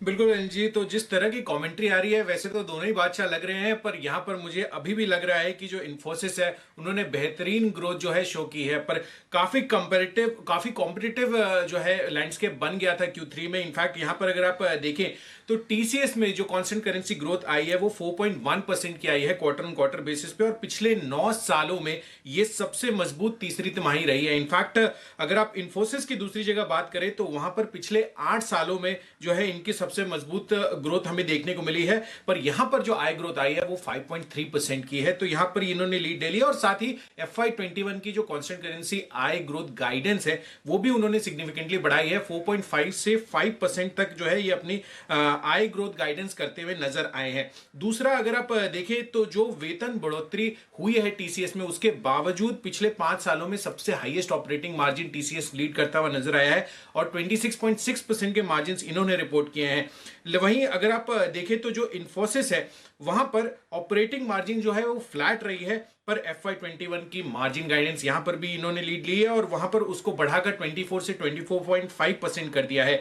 और यही नहीं, अगर आप इन्फोसिस की बात करें तो $7.12 बिलियन की रिकॉर्ड डील विंस Q3 में उन्होंने दर्ज की है, जबकि TCS का मामला जो है रिकॉर्ड डील्स में थोड़ा ठंडा होता पड़ता हुआ दिखा है, जिसमें $6.8 बिलियन की डील्स उन्होंने कन्वर्ट की थी। साथ ही अगर आप देखें तो एट्रिशन रेट्स में, तो वहां पर TCS बाजी मारता हुआ दिखा है, 7.6% की सबसे रिकॉर्ड लोएस्ट एट्रिशन रेट इन्होंने दर्ज की है। पर वहां इन्फोसिस जहां देखें तो वहां पर 10% की एट्रिशन रेट आती हुई नजर आई है। और यहां पर लेकिन जो ब्रोकरेज रिपोर्ट है, इन्फोसिस में ज्यादा अपसाइड वो एक्सपेक्ट करके चल रहे हैं। मैक्वेरी आउट परफॉर्म की रेटिंग दे रहा है 1680 के लक्ष्य के साथ 22.5% की अपसाइड मौजूदा भाव से, और TCS यहां पर 15.5% की अपसाइड के साथ जेफरीज खरीदारी की राय दे रहा है 3720 रुपए के लक्ष्य के लिए।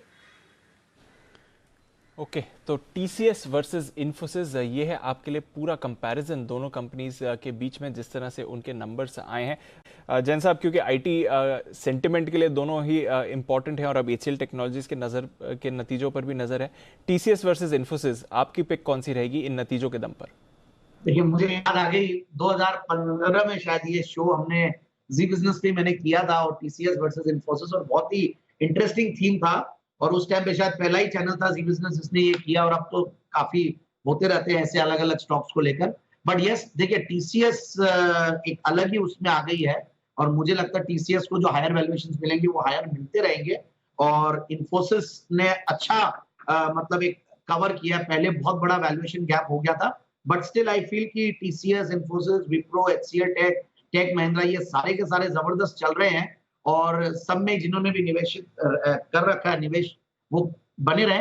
बाकी TCS will always be number 1, मुझे ऐसा लगता है। बाकी Infosys is also a big fighter. And weightage में तो देखिए शायद इन्फोसिस का हायर वेटेज है, 3rd है, जो मैंने आज अपने ही चैनल पे देखा था। HDFC बैंक, फिर रिलायंस, फिर शायद 3rd was Infosys. So Infosys weightage के हिसाब से है, but overall TCS will be TCS, ये मेरा मानना है। ओके, तो TCS will be TCS, but दोनों ही IT दिग्गजों से हमने एक मजबूत प्रदर्शन देखा है। विप्रो के नंबर्स भी अच्छे रहे हैं। अब देखते हैं कल जब आएंगे नंबर्स HCL टेक्नोलॉजीज के, तो वो कैसे रहेंगे।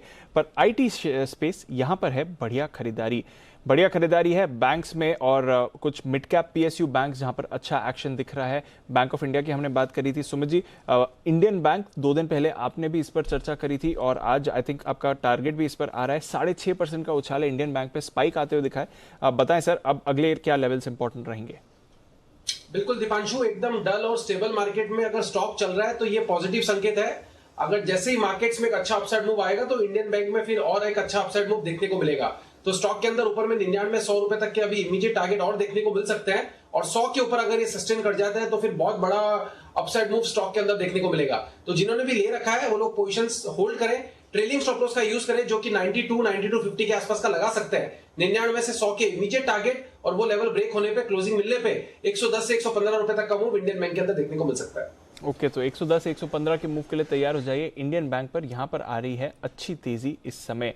वॉकहार्ट, श्रीकांत जी जरा इसके चार्ट को देखिए। सुबह भी हमने देखा था एक बड़ा उछाल आया था, उसके बाद गेंस होल्ड करी है स्टॉक ने, और अब फ्रेश खरीदारी आ रही है। वॉकहार्ट 5.5% की तेजी है 520 के लेवल्स पर। आपको चार्ट कैसी लग रही है? देखिए, चार्ट तो बिल्कुल भी अच्छे है इसके, यानी कि अगर इसमें कोई भी दोहराया नहीं कि ये स्टॉक नहीं चलेगा। टेक्निकली इसने काफी बड़ा एक इंपॉर्टेंट रेजिस्टेंस था जो इसको 350-360 में बार बार आ रहा था, वो उसने काफी कॉन्फिडेंटली क्रॉस किया। और वेरी शॉर्ट टर्म में अगर देखा जाए तो आज के दिन में इसने एक बुलिश एंगल्फ पैटर्न भी बनाया है। तो बेस्ड ऑन दैट मुझे लगता है कि ये स्टॉक कम से कम वापस 550 से लेकर 555 के लेवल्स दिखा सकता है। 520 के स्टॉप लॉस के साथ 520 तो अभी करंट लेवल्स चल रहे हैं, सॉरी, 510 रुपए के स्टॉप लॉस के साथ इसे बाय करके चल सकते हैं। और दीपांशु, सबसे बड़ी बात यह है कि जब मैं इसकी कमेंट्री सुन रहा था तो एक कमेंट्री का एक इंपॉर्टेंट स्टेटमेंट इनके पास से ये था कि इन्होंने जो इनके यूएस का जो बिजनेस है वहां पे फोकस अभी कम करने की शुरुआत की है। तो अगर ये यहाँ से, यानी कि जहाँ पे उनको ज़्यादा दिक्कतें आ रही है, अगर वहाँ से अगर फोकस कम करते हैं तो मुझे लगता है कि इस कंपनी में वापस एक नया री रेटिंग हो सकता है। तो करंट लेवल से बिल्कुल भी यानी कि इसे ना छोड़े, बाय करके चले। 510 का स्टॉप लॉस रखे 555 के टारगेट के लिए। ओके, 555 तक के टारगेट के लिए खरीदारी कर सकते हैं आप वोखार्ड में, लेकिन खरीदारी करने की रेंज से बाहर होता जा रहा था डिक्सन, और ये समझ लिया उनके मैनेजमेंट ने। और अब 2 फरवरी को बजट के नेक्स्ट डे होगी शेयर स्टॉक स्प्लिट पर बोर्ड बैठक। बहुत ज़रूरी है भाई, 15,000 का शेयर कुणाल जी खरीद सकते हैं, बाकी तो किसी के बस की बात है नहीं, या फिर विश्वेश जी खरीदवा सकते हैं। MRF जो 2 दिन पहले 80,000 में खरीदवाया था, आज देखो 90,000 की तरफ बढ़ता हुआ दिखा है, क्या गजब वक्त पर है। तो फिलहाल डिक्सन टेक के लिए ये बड़ी खबर, 2 फरवरी को शेयर विभाजन पर बोर्ड बैठक, और शेयर विभाजन होगा तो कम से कम अफोर्डेबल हो जाएगा, काफ़ी लोग देख पाएंगे, खरीदना तो फिर भी मुश्किल होगा, कम से कम देख पाएंगे। तो कुणाल जी चार्ट मजबूत है ना इसके?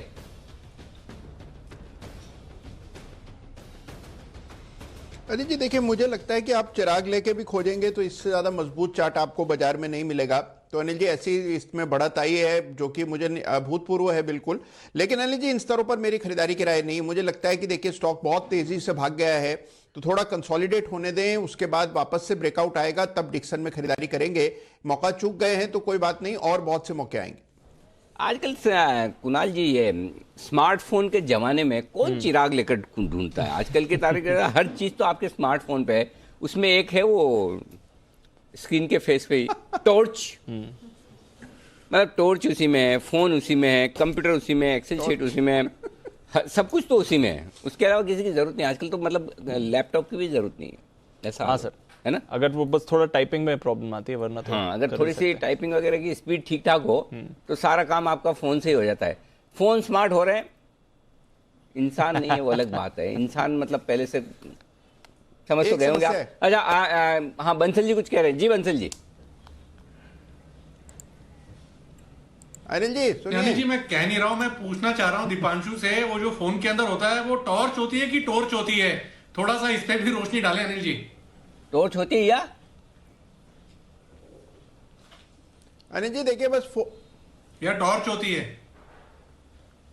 देखो भाई साहब, ऐसा है, दीपांशु जी के ऐसे क्लास मत लगाओ। और बाकी तो जैसे अगर अंग्रेज आके कोई यहाँ पर हिंदी बोलेगा, दुगुना लगान देना पड़ेगा, तो उससे बढ़िया इंग्लिश तो अपने बोल लेते हैं। जितनी खराब वो हिंदी बोलते हैं उससे बढ़िया इंग्लिश तो हम बोल लेते हैं। बंसल जी इस चक्कर में मत पड़ो, जो मर्जी आए बोलो टॉर्च टॉर्च, क्या फर्क पड़ता है अपने। हाँ जी कुणाल जी। अनिल जी मैं बस ये कह रहा हूं कि बस फोन में अनिल जी अभी तक एक फीचर नहीं आया, चाय नहीं बना पाता अनिल जी फोन। तो अनिल जी चाय भी अगर फोन पर बनने लगी तो बहुत अच्छा हो जाएगा। लेकिन चाय मंगवा सकते हैं आप फोन पे, फोन करके भी, और एप्स का इस्तेमाल। अब तो एप्स आ गई, हाँ चाय ऐप से मंगा सकते हैं, तो उसका इस्तेमाल करें बिल्कुल। लेकिन फिलहाल आखिरी आधे घंटे में जब हम जाने तो फिर से 14,600 के ऊपर 3:05।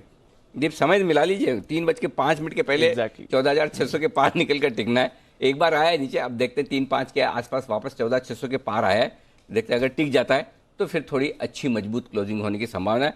हीरो या जीरो कॉल में 13 रुपए का आपका जो है वही स्टॉप लॉस है, या तो जीरो हो जाने दे और आएगा तो ठीक है, नहीं तो कोई बात नहीं। होल्ड कर रहे हैं सर मार्केट्स, उन लेवल्स को कोई ज़्यादा परेशानी नहीं आ रही जिस तरह से इस समय मूवमेंट है। एटलीस्ट मैं कुछ और स्टॉक्स देख रहा था जहां पर एक बढ़िया उछाल आते हुए दिख रहा है। डिक्सन टेक्नोलॉजीज ऑफ कोर्स जो ये खबर आई है वहां पर हमने 5.5% की तेजी देखी है। वॉकहार्ट पर अभी हम श्रीकांत जी से बात कर रहे थे, थर्मैक्स पर निचले स्तरों से अच्छी तेजी बनती हुई दिख रही है, और लंबे समय बाद हम देख रहे हैं कि थर्मैक्स आज एक 4 डिजिट स्टॉक बना हुआ है।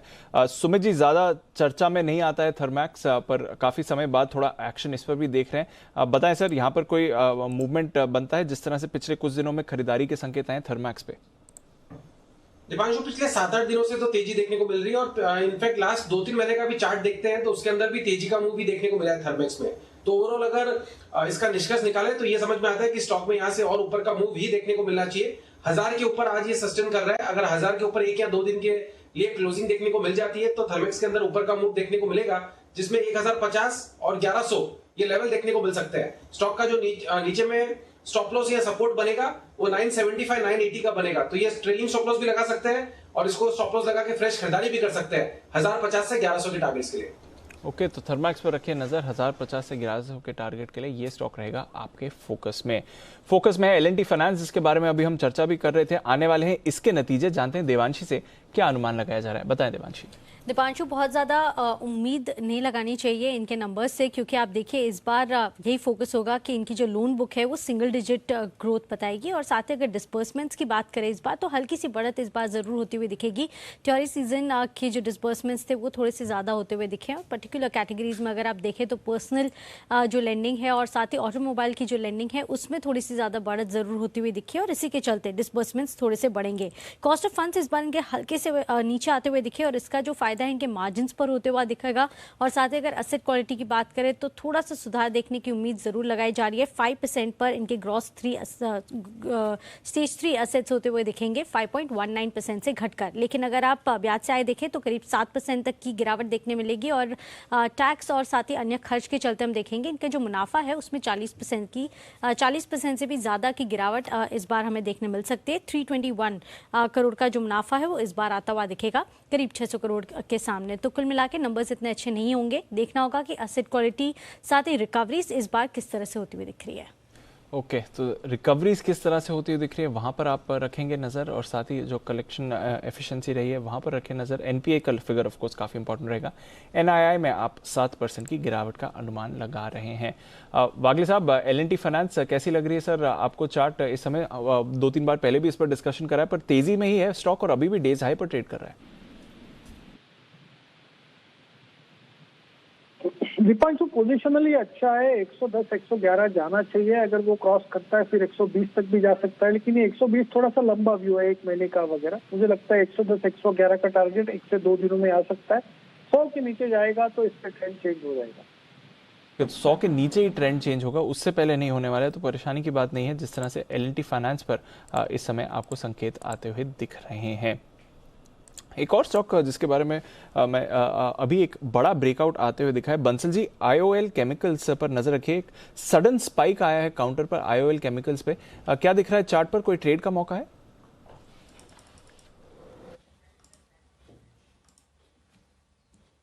दीपांशु, अगर आईओएल केमिकल के आप चार्ट देखें तो 1 मिनट दीपांशु, घूम गए कुछ गड़बड़ लग रही है मेरे को। मेरे चार्ट्स में मेरे को चार्ट्स में कोई ब्रेकआउट दिख नहीं रहा है इसके अंदर। आईओएल केमिकल के चार्ट्स में नीचे में एक अच्छा सपोर्ट है 718 719 का एक सपोर्ट है, और ऊपर में एक रेजिस्टेंस है। एज ऑफ नाउ दीपांशु मुझको कोई ब्रेकआउट दिख नहीं रहा है आईओएल केमिकल में।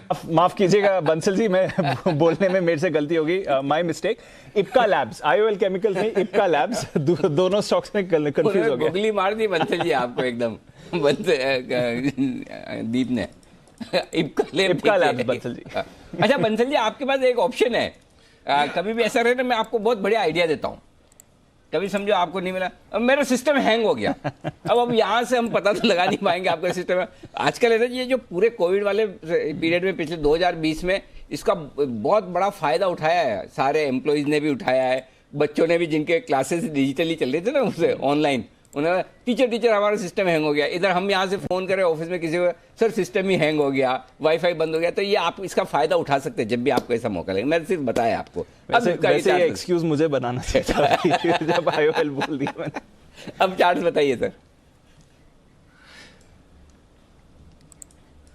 देखिए अनिल जी, इप्का का चार्ट बढ़िया है, नीचे में अच्छा एक सपोर्ट लिया है 2090 के अराउंड एक सपोर्ट लिया है, और ऊपर में जिस तरीके का टेक्निकल स्ट्रक्चर है 2245 के लेवल्स ऊपर में दिखा सकता है। और अनिल जी दूसरा जो अभी आपने मुझे एक सलाह दी अनिल जी, मेरा एक्सपीरियंस ये कहता है, जब अनिल जी मैंने बचपन में ऐसे हेर फेर करने की कोशिश करी, झूठ बोला, तो वो सच हो जाता है। तो अनिल जी कभी मैं बोलता नहीं हूँ गलत की बुखार है, सिस्टम हैंग हो गया है। अगर कुछ बोलना है तो अनिल जी अच्छा बोलो, जैसे अगर कहीं जा नहीं पा रहे हो तो ये नहीं बोलते कि मैं बोलता हूँ कि मैं इंडिया के बाहर हूँ। हाँ। तो मतलब आगे चल के अनिल जी झूठ वो बोलो जो सच हो तो कुछ अच्छा लगे, और कहीं बोला सिस्टम हैंग हो गया और सच्ची में अनिल जी मेरे साथ हैंग हो जाता है, तो इन सब चीजों को अनिल जी मैं अवॉइड करता हूँ। वाह, ये तो अच्छी बात है। मैं इसलिए बोला बंसल जी दिल के सच्चे हैं हमेशा। बंसल जी की ये सबसे बड़ी खास बात है, जो है दिल में वही बोलते हैं, आप बाहर और अंदर अलग अलग नहीं है, सबसे बड़ी बात ये। तो चलिए, ये है आपके लिए स्टॉक इप्का लैब, जहां पर पूरा एक्शन होता हुआ दिख रहा है आपके लिए। जी बीपीसीएल एक बार एक रिवीजन ले लेते हैं इस पर, क्योंकि ब्रेकआउट आ गया। श्रीकांत जी ने इसके बारे में अभी थोड़ी देर पहले बात भी करी थी और आईओसी पर भी हमारे पास कॉल आई हैं। बंसल जी और कुणाल जी का स्पेशल पिक भी था बीपीसीएल। बस श्रीकांत जी, जरा आप बीपीसीएल को रिविजिट करें, जो अभी मूव आया है। अगर किसी ने इंट्राडे के लिए लिया हो, 5-6 रुपए रिकमेंडेड प्राइस से गेन मिल रहा है, ट्रेड मुनाफा बुक करना चाहिए या फिर यहां से कितना और बड़ी मूव देख रहे हैं आज के ही सेशन के लिए? देखिए, जैसे ये पूरे सेक्टर में तेजी बनी है और आईओसी, एचपीसीएल और बीपीसीएल तीनों में अगर तेजी बन रही है तो मुझे लगता है बिल्कुल इसे होल्ड करना चाहिए कल तक के लिए। और जो नेक्स्ट लेवल्स, जो इमीडिएट लेवल्स है वो आ रहे हैं तकरीबन 435 के करीब के। पर ऐसा लगता है मुझे कि ये स्टॉक फाइनली 445-450 के लेवल्स छू सकता है। बट वेरी शॉर्ट टर्म के लिए अगर आज के दिन में भी अगर 435 का लेवल अगर आ जाए तो एक बार प्रॉफिट बुक कर सकते हैं। 435 का अगर लेवल आज आपको आ जाता है तो बुक कर लें। वैसे अगर आप देखें तो टारगेट्स बढ़िया हैं। एचपीसीएल, बीपीसीएल, आईओसी, ये तीनों स्टॉक्स एक्शन में है और हमारे एक्सपर्ट्स ने इन तीनों स्टॉक्स पर आपको राय भी आज दी है। अमर राजा, यहां पर भी एक अच्छी मूव आती हुई दिख रही है और स्टॉक डेज हाई पर ट्रेड कर रहा है। बैटरी स्टॉक्स में हम देख रहे हैं पिछले कुछ दिनों से जो एक्शन बना था वो इस समय बरकरार दिख रहा है। जैन साहब, बैटरी स्टॉक्स में वैसे तो 2 ही लिस्टेड ऑप्शन है, अगर प्ले करना हो तो कौन सा बेटर ऑप्शन रहेगा सर, अमर राजा या फिर एक्साइड? नहीं, दोनों ही अच्छे लगते हैं। देखिए, एक्साइड के साथ इंश्योरेंस का एलिमेंट भी है और अमर राजा तो अच्छा लगता ही है। और एक छोटी कंपनी भी है, उसके बारे में जनरली जिक्र नहीं होता, एक पैनासोनिक एनर्जी है, बट हाँ वहां नंबर्स और ये सब नहीं है। सो ओवरऑल बैटरीज में कम है, but yes, Exide batteries on declines buy करना चाहिए। थोड़ा सा मैं अब कॉशियस इसलिए हो रहा हूँ कि सारे स्टॉक्स ने बहुत बड़ा रनअप दिया है और हो सकता है कोई भी एक करेक्शन आए तो सब में मौके मिलेंगे एंट्री लेने के। But yes, these are fundamentally very strong names, बस नोट करके रखिए। एंड एक्साइड पे मैं ज्यादा बुलिश हूं। ओके, अच्छा ये बताइए, दोनों ही आपको अच्छे लग रहे हैं, इसका मतलब क्या है आप दोनों में से एक चूज नहीं कर पा रहे या वाकई में दोनों इतने ज्यादा अच्छे हैं? देखिए, रीजन क्या होता है अनिल जी, दोनों के फिर वो टेक्निकल्स भी देखने पड़ते हैं। मतलब फंडामेंटली तो ठीक है ही, अमर राजा तो सारे लोग हैं, आप लगाओ किसी को काम पे, किससे दिखवाने बताओ मेरे को। देखिए, अब मैं क्या बोलूं, ये तो बड़ा एकदम धर्म संकट में डाल दिया। सारे के सारे ऐसे धुरंधर और दिग्गज बैठे हुए, मैं एक नाम चुन नहीं सकता। बट अगर सोचूं तो चलिए, मैं सोच रहा हूँ कि संदीप जी को ही बोल दे अपन, संदीप वागले जी को, वो बता दे टेक्निकली।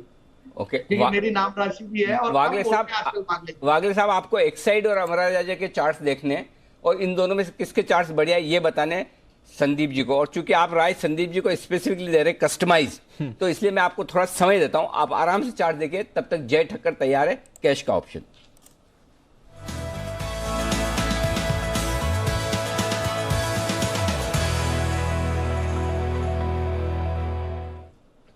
स्वागत है जय आपका, बताइए sir. Good afternoon to Anil ji. Anil ji, market में रिकवरी तो अच्छी आ गई लोअर लेवल से। सोचा था मॉर्निंग में कि बैंक निफ्टी का एक अच्छा सपोर्ट रहेगा, बट वो आईटी स्टॉक्स में ही अच्छी एक रिकवरी आई, जिसके कारण हमें मार्केट में एक तेजी देखने मिली फिर से, कि एक रिवर्सल देखने मिला लोअर लेवल से। जितना सोचा था बैंक निफ्टी का सपोर्ट आएगा उतना आया नहीं, बट देन निफ्टी में डेफिनेटली ये रिवर्सल आया है अनिल जी। और जैसे आपने राइटली पॉइंट आउट किया था, वो मुझे याद है 450-500 की जो रेंज है सपोर्ट लेवल, इनफैक्ट वहीं से मार्केट में एक रिवर्सल आया है। मुझे ऐसा लग रहा है कि निफ्टी में 14,600 की स्ट्राइक का almost at the money strike है अनिल जी। 21 जैन की एक्सपायरी का, वीकली एक्सपायरी का हम कॉल ऑप्शन लेकर जा सकते हैं, जो करीब अभी 140 के आसपास ट्रेड कर रहा है अनिल जी। ये लेकर जाना चाहिए। मुझे अभी भी ऐसा लग रहा है हमारे शॉर्ट टर्म टारगेट्स पॉजिटिव है। मुझे ऐसा लग रहा है कि लगभग 14,750 से लेकर 800 तक के लेवल्स हमें नेक्स्ट वीकली एक्सपायरी तक मोस्टली देखने मिल जाएंगे। और ये जो 140 वाला कॉल ऑप्शन है, ऊपर में इसके फर्स्ट टारगेट बनेंगे 182 के, सेकंड टारगेट रहेगा 205। 182, 205 ये दो टारगेट्स के लिए खरीद कर चलना है। 113 का एक स्टॉप लॉस रहेगा, 113 का एक स्टॉप लॉस रहेगा अनिल जी। ओके, तो ये है आपके लिए कैश का ऑप्शन, जहां पर आपके लिए खरीदारी करने की राय है निफ्टी में आपके लिए जय की तरफ से, और यहां पर आप खरीदारी करके चल सकते हैं। 14,600 का कॉल ऑप्शन आपको खरीदना है, लेकिन ये अगले हफ्ते वाला, ये होगा आपका 21 जनवरी। हाँ, आज 14 है ना, तो अगला हफ्ता 21 जनवरी 140 में लीजिए और स्टॉप लॉस लगाइए 113 का, और 182 और 205 के टारगेट के लिए यहाँ पर आपको खरीदारी करनी है। निफ्टी का आपका कॉल ऑप्शन लगभग एट द मनी 14,590 के आसपास ट्रेड कर रहा है, ये आप कर सकते हैं। और अगर आपने हीरो या जीरो लिया है, आपको अगर अगले हफ्ते में शिफ्ट करना है तो बेस्ट है। आप 14,600 का अगले वाले में भी कर सकते हो। तो अगर आपके 8-10 रुपए का नुकसान भी हो रहा है तो 10 रुपए आपकी कॉस्ट हो गई, 140 के बजाय 150 की कॉस्ट हो गई और अगले हफ्ते में भी शिफ्ट हो सकते हैं। तो जिनको आज ही एक्सपायरी हो जाने देनी है सिर्फ 13 रुपए की रिस्क के साथ, तो वो भी कर सकते हैं। और अगर आपको रिस्क अगले वाले हफ्ते में शिफ्ट करनी तो वो भी कर सकते हैं। दोनों आपके पास ऑप्शन है, जैसा आपको ठीक लगे। आइए बढ़ते आगे, और एक्साइड और अमर राजा दोनों में से कौन सा बेहतर है, वागले साहब बताएं कुणाल जी को। अनिल जी, मैं अमर राजा के साथ जाऊंगा। 1000 का एक रेजिस्टेंस जिसने अभी अभी निकाला है, पोजिशनली 970 का स्टॉप लॉस, 1050 का टारगेट, 2 से 3 दिन में भी 4 दिन का व्यू, ये ट्रेड सेटअप होगा। बिटवीन द टू मैं अमर राजा को प्रीफर करूंगा। ओके, अमर राजा बेटर है दोनों में से, ये आपके लिए राय है। जैन साहब, अमर राजा पर फोकस कीजिए, 1000 रुपए वाला, ये बता दिया है वागले साहब ने। संदीप कॉलेज, संदीप है ना। आइए, जय तैयार है अपने जैकपॉट शेयर के साथ।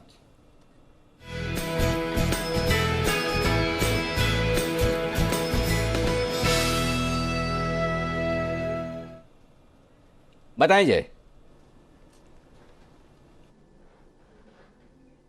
अनिल जी, कल हमने दिया था आईओसी पर एक बाय रिकमेंडेशन। इनफैक्ट जब ये inverse head and shoulders double bottom pattern में से ब्रेकआउट दिया था और 100 की स्ट्राइक का कॉल ऑप्शन दिया था। अनिल जी, आज मुझे पसंद आ रहा है एचपीसीएल हिंद पेट्रो में इनफैक्ट बहुत ही एक अच्छा inverse head and shoulders pattern form हुआ और उसका 235 के स्ट्राइक का कॉल ऑप्शन खरीद कर जाना है। ₹8.80 के आसपास अनिल जी ये ट्रेड कर रहा है।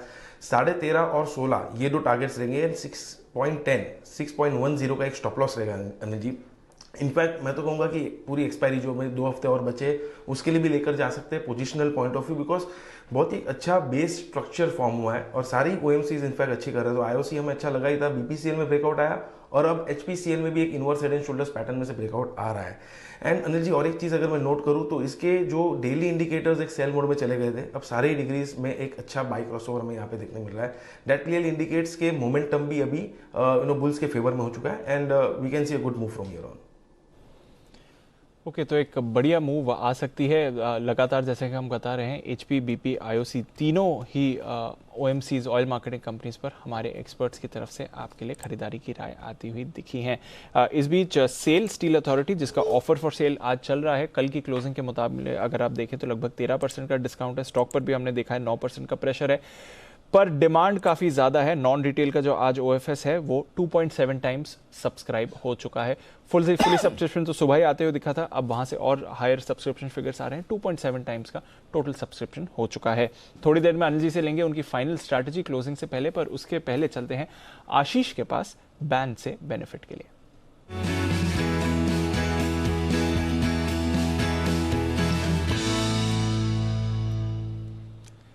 बताएं आशीष, क्या बदलाव हो सकते हैं? दीपांशु, बदलाव ये हो रहा है कि लिस्ट आधी हो रही है। 2 स्टॉक है फिलहाल बैन में, उनमें से एक सेल है। स्वाभाविक है, यहाँ पर ओएफएस का जो चीज़ थी वो खत्म हो गई, तो अब जो है करीब सेल में देखे तो मार्केट वाइड पोजीशन लिमिट घटकर 78% आ गई है। 80% से कम आती है स्टॉक बैन से बाहर आता है। सेल तो बैन से बाहर है, लेकिन बीएचईएल ये बैन में बना रहेगा। यहाँ पर मार्केट वाइड पोजीशन लिमिट फिलहाल अगर आप देखें तो करीब 96% के आसपास है।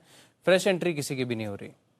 ओके, तो फ्रेश एंट्री किसी की नहीं हो रही है और आई थिंक ऑलमोस्ट इस पूरी सीरीज 1-2 दिन छोड़े कर अगर देखें तो सेल बना ही हुआ था। सेल बना ही हुआ था। ओके, तो सेल फाइनली बैन से बाहर आने की तैयारी में है और ओएफएस की वजह से थोड़ा स्टॉक पर भी आज दबाव बना है। कल रिटेल निवेशकों के लिए खुलेगा ओएफएस।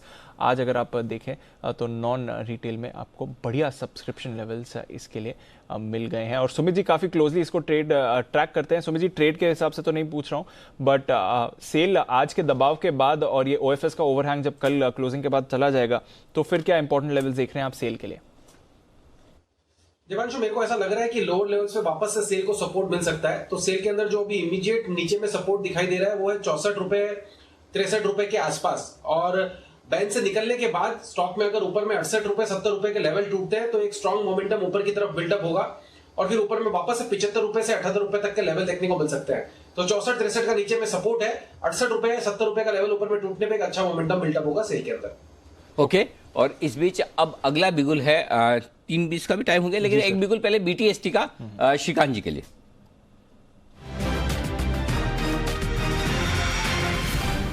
बताएं सर। एक कैश का काउंटर मैं देना चाहूंगा क्योंकि कैश और मिड कैप स्टॉक्स में अच्छी तेजी बनी है। मुझे लगता है कि इंडिया ग्लाइकॉल पे हमें फोकस करना चाहिए, क्योंकि ये स्टॉक 270 के करीब था, वहां से 400 रुपए तक चला था। अभी अच्छे खासे करेक्शन के बाद वापस इस स्टॉक में एक रिवर्सल पैटर्न बन रहा है। करंट लेवल से 375 के, तो इसी लेवल के आसपास बाय करें और यहाँ पे हम स्टॉप लॉस रखेंगे 365 रुपए का और टारगेट्स रखेंगे वापस 400 से लेकर 410 रुपए के। तो काफी अच्छा रिस्क रिवॉर्ड रेशो है। 10 रुपए के स्टॉप लॉस के साथ इंडिया ग्लाइकॉल को करंट लेवल से बाय किया जा सकता है। ओके, तो खरीदारी करें इंडिया ग्लाइकॉल्स पर। ये है आपके लिए श्रीकांत जी की तरफ से राय। इस समय अच्छी मूव आ रही है काउंटर पर आइए, बस कुछ ही मिनट बाकी हैं क्लोजिंग के लिए। चलते हैं अनिल जी के पास, फाइनल स्ट्रैटेजी। सर, जिस तरह से इंडेक्स लेवल पर हम देख रहे हैं कि जो लेवल्स आपने मेंशन करे थे होल्ड कर रहे हैं इस समय, ग्लोबल मार्केट्स भी वहीं पर हैं सर। 100 पॉइंट से ज्यादा की तेजी डाउ फ्यूचर्स पर है। नैस्डैक थोड़ी सुस्ती दिखा रहा है पर कुछ ज्यादा बड़ा मूवमेंट नहीं है और यूरोप के बाजार 0.5% तक ऊपर है, तो वहां पर थोड़ा मोमेंटम एक घंटे में 14,600 के आसपास ही रह गया निफ्टी, 10 पॉइंट ऊपर 10 पॉइंट नीचे, तो कोई खास मूव नहीं आया। इसीलिए 13 रुपए की रिस्क के साथ ही दिया था कि ज्यादा रिस्क नहीं है। 13 रुपए की रिस्क निफ्टी पर बहुत छोटी है और फिर भी अगर आपको लगता है तो आप अगले वाले 14,600 के अगले हफ्ते के कॉल ऑप्शन में भी शिफ्ट हो सकते हैं, कोई दिक्कत नहीं, ताकि आपको प्रीमियम का नुकसान ना हो। 13 पॉइंट की एक तरह से आपकी 10-12 पॉइंट की प्रीमियम की कॉस्ट बढ़ जाएगी, बस उतने। तो 120 के बजाय 130 आपका कॉल ऑप्शन हो जाएगा, आप कैरी भी कर सकते हैं। और वो मैं इसलिए कह रहा हूँ क्योंकि निफ्टी पर आपके लिए, अगर आपकी तेजी की पोजीशन है, आपके लिए कैरी करने की राय है, आप लेकर जा सकते हैं। 14,400 का एक पुट ऑप्शन कर लीजिए जी। 14,400 का, 14,500 का नहीं लेना। हाँ, 14,400 का लेना है। उसके दो रीजन है। एक तो है ना, बार बार 14,425 14,450 के आसपास सपोर्ट ले रहा है जी। इनफैक्ट 14,425 14,475 सपोर्ट रेंज हो गया है। तो आप 14,400 का लेंगे और 14,400 इसका मतलब कब तोड़ेगा, जब कुछ अचानक से बड़ा हो जाए जी। तो जब तक वो बड़ा नहीं होता और 14,400 नहीं टूटता तो फिर आपकी प्रीमियम ज्यादा नुकसान नहीं होगा। तो 14,400 का और प्रीमियम भी कम लगेगी, 14,500 में प्रीमियम ज्यादा लगेगी, है ना। तो 14,400 का पुट लेकर अपनी तेजी को हेज कर लीजिए, ठीक है। और इधर बैंक निफ्टी में आप 32,000 का पुट लेकर चलिए। ओके, 32,200 32,300 रेंज सपोर्ट अच्छा हो गया, ठीक है। तो वो नीचे टूटता नहीं है, तो इसलिए बढ़िया कि अगर अचानक वाली गिरावट के लिए आपको हेजिंग चाहिए, 200-300 पॉइंट की बैंक निफ्टी की गिरावट और 50-75 पॉइंट की गिरावट अगर निफ्टी को हो तो उसके लिए आपको हेजिंग नहीं चाहिए जी। वो तो ट्रेंड में छोटे बड़े ट्रेंड में छोटी गिरावट आती रहेगी जी। तो इसलिए आप डरिए मत। तो आपको बड़ी गिरावट के लिए हेज करना है तो कौन सा पुट खरीदना है ये भी आना चाहिए। तो इसलिए आपको पुट थोड़ा नीचे का लेना है ताकि आपको प्रीमियम कम लगे, और बड़ी गिरावट आए तो ठीक, नहीं तो प्रीमियम उसकी कम घटेगी और आपका काम भी हो जाएगा। ओवरनाइट रिस्क आपकी मैनेज हो जाएगी और काम। और यहाँ पर कॉल बेचना नहीं है, हाँ, पुट खरीदना है। अभी स्ट्रेटेजी हमने बदल दी है, लॉन्ग पोजीशन के सामने पुट खरीदना है, थोड़ा नीचे का out of the money type का थोड़ा मिले, वो ज्यादा बढ़िया है। तो ये आपके लिए स्ट्रेटेजी है इस वक्त, दोनों ही निफ्टी और बैंक निफ्टी में। बाकी तो क्या आपका 32,000 या 32,200 पुट कौन से खरीदनी थी? 32,000 32,200 भी ले सकते हैं, लेकिन 32,000 की प्रीमियम और प्रीमियम कम होगी। ठीक है, तो 14,400 की पुट खरीदें और 32,000 की पुट खरीदें बैंक निफ्टी पर। 32,200 अगर आप चाहें तो खरीद सकते हैं, बट बेटर रहेगा अगर आप 32,000 की पुट खरीदें। ये है अनिल जी की राय। अनिल जी, MRF 90,000 आ गया सर, वही उसी पर नजर रख रहा था। कैडला लुपिन यहाँ पर बढ़िया मूव आई है, ऑयल मार्केटिंग कंपनीज यहाँ पर बढ़िया मूव आई है, और इंडसइंड बैंक जो सुबह से एक्शन में है आज ये भी तेजी दिखा रहा है। डाबर यहाँ पर भी हम देख रहे हैं कि सुबह से अच्छा एक्शन बन रहा है और अभी भी क्लोजिंग की तरफ जाएं तो डाबर में तेजी का माहौल है। 550 के करीब ट्रेड होते हुए दिख रहा है। विश्वेश जी आज सुबह डाबर पर कॉल देके गए थे, भसीन साहब को भी स्टॉक पसंद था। कुणाल जी, डाबर 550 के लेवल्स पर है, अगर किसी ने इंट्राडे ट्रेड लिया है तो मुनाफा बुक करना चाहिए, या फिर अगर BTST के लिए रख रहे हैं तो कौन से इंपॉर्टेंट लेवल्स हैं?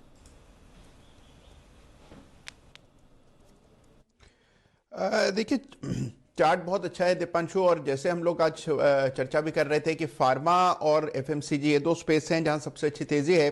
डाबर बिल्कुल बने रहना चाहिए। चार्ट पर एक पैटर्न बना है जिसको 3 राइजिंग मेथड पैटर्न कहते हैं, और यहां एक स्टॉप लॉस मेरी राय में अब चेंज करें, 540 पर स्टॉप लॉस रखकर मेरी राय में होल्ड करें। 560 रुपए के लेवल्स भी इसमें आते हुए दिख सकते हैं।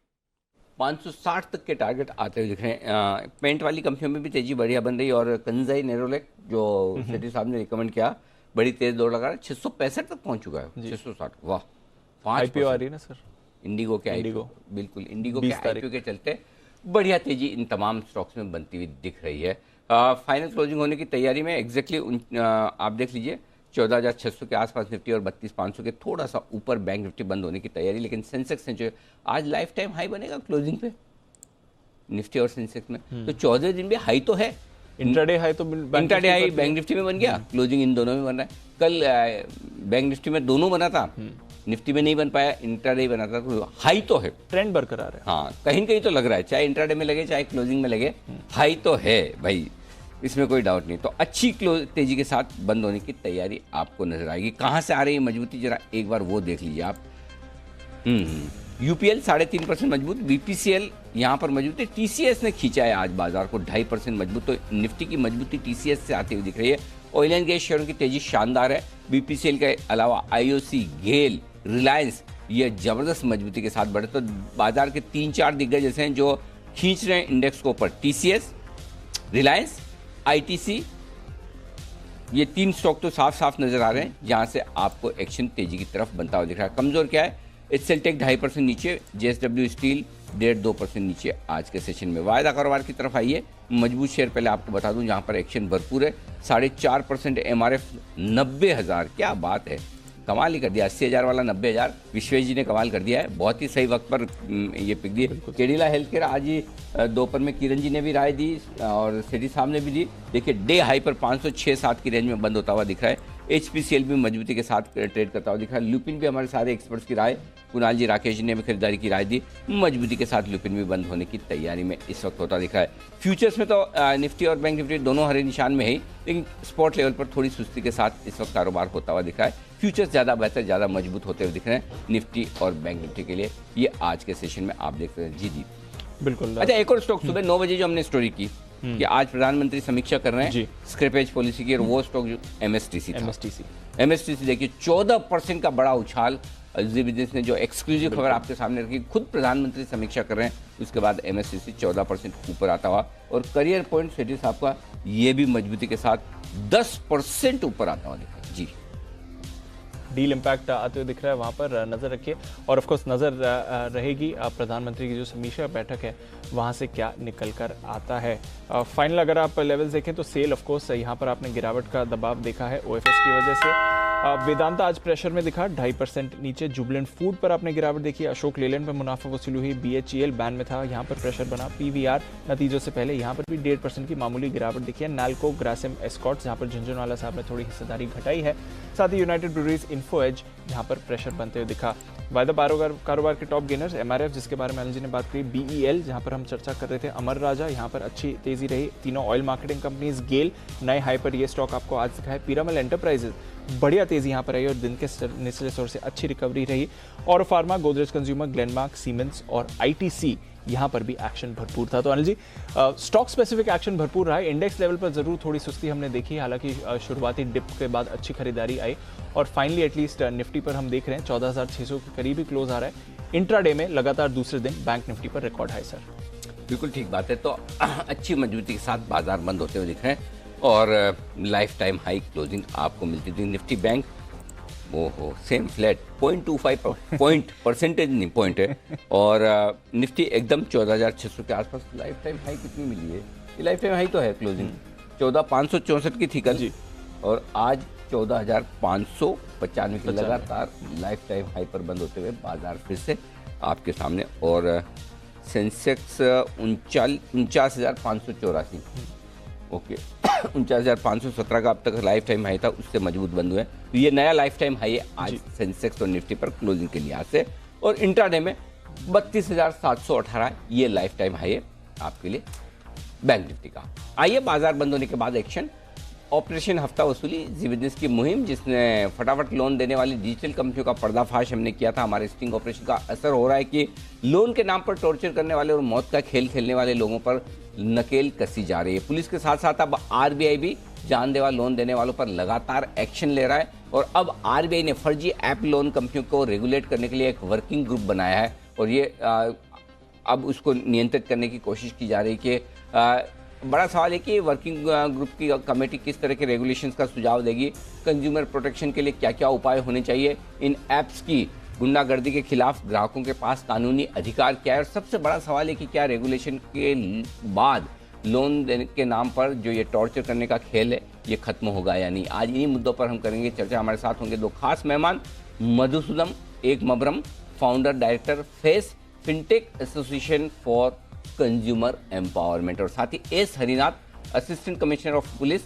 साइबर क्राइम तेलंगाना और साथ ही विराग गुप्ता साहब जो साइबर लॉ एक्सपर्ट हैं, तो शाम 6 बजे इन 3 महानुभावों के साथ देखिएगा। और आपके भी अगर कोई विचार है, सुझाव है, आपकी खबर आपका फायदा, या फिर हैशटैग ऑपरेशन हफ्ता वसूली, दोनों ही हैशटैग का आप इस्तेमाल कर सकते हैं, हैशटैग ऑपरेशन हफ्ता वसूली। और यहाँ पर आप एक बार आप अपनी राय और अपने सुझाव हमें दे सकते हैं। ओके, और कोरोना काल में पेश हो रहे बजट 2021 से आम लोगों की उम्मीदें काफ़ी बढ़ी हुई है। लोगों को टैक्स के मोर्चे पर तो राहत चाहिए, लेकिन साथ ही वो ये भी चाहते हैं कि निवेश करना है, उसके लिए ज़्यादा से ज़्यादा कमाई हो सके अपने इन्वेस्टमेंट पे। तो इस बार बजट से आम आदमी की क्या उम्मीद है और आम आदमी की किन उम्मीदों पर बजट से पर मुहर लग सकती है, इसी पर हम बात करेंगे मनी गुरु में आज खास पेशकश में। और हमारे साथ कार्यक्रम में होंगे JRL मनी के विजय मंत्री रात 8:30 पर। देखना न भूलें बजट 2021 आम आदमी मांगे मोर, यह आम आदमी के लिए। तो ये है आपके लिए आज का विशेष शो। और कल सुबह एक विशेष शो आप सबके लिए, जिसका हमें भी काफ़ी समय से इंतज़ार था, आपको भी है। बाजार का टॉप कब, कहाँ, कैसे, कुछ फॉर्मूलाज, कुछ कैलकुलेशंस और कुछ मैथमेटिक्स के दम पर हम आपके सामने कुछ एक बेहतरीन क्वांटिटेटिव रिसर्च रखने की कोशिश करेंगे कि बाजार, जो 3 बड़े सवाल हैं, इस तेज़ी में बाजार और कितना ऊपर जाएगा, इस बुल रन में बाजार कितना जा सकता है, करेक्शन आएगा तो किन लेवल से और आएगा तो कितना, इन 3 सवालों के जवाब ढूंढने की कोशिश करेंगे। आपको मज़ा आएगा, बहुत इंटरेस्टिंग शो है, बहुत रिसर्च के बाद बनाया है और उसमें आपको बड़ा इंटरेस्ट आएगा। तो आप ये शो मिस मत कीजिएगा, ज़रूर देखिएगा। आज शाम कल दोपहर 11, कल सुबह 11 बजे ये आपका शो होगा। कल दोपहर 3:30 बजे होगा आपके लिए एक और विशेष शो, मस्ती की पाठशाला। और मस्ती की पाठशाला में हमारे एक्सपर्ट्स को बताना ये है कि किस आदमी को, किस एक्सपर्ट को वित्त मंत्री बनाकर वो बजट में क्या चाहते हैं, आप किसको वित्त मंत्री बनाएंगे और फिर उससे क्या लेना चाहते हैं। तो वित्त मंत्री आपकी पसंद का हो सकता है और आपको उनसे जो चाहिए वो आप उनसे लेने की कोशिश करें। तो मस्ती की पाठशाला में कल हमारे सारे एक्सपर्ट्स होंगे, सीबी जी भी होंगी, तो सबके साथ हम इस विशेष बात पर, जो कि आपकी बजट से रिलेटेड, इस पर करेंगे चर्चा। तो ये है आज और कल के विशेष आयोजन। आप सभी से विदा लेने का वक्त है। कुणाल जी, राकेश जी, वागले साहब, जैन साहब और साथ ही श्रीकांत जी, सुमित जी, आप सबका बहुत बहुत शुक्रिया हमारे लिए वक्त निकालने के लिए और क्लोजिंग शो में हमारा साथ देने के लिए।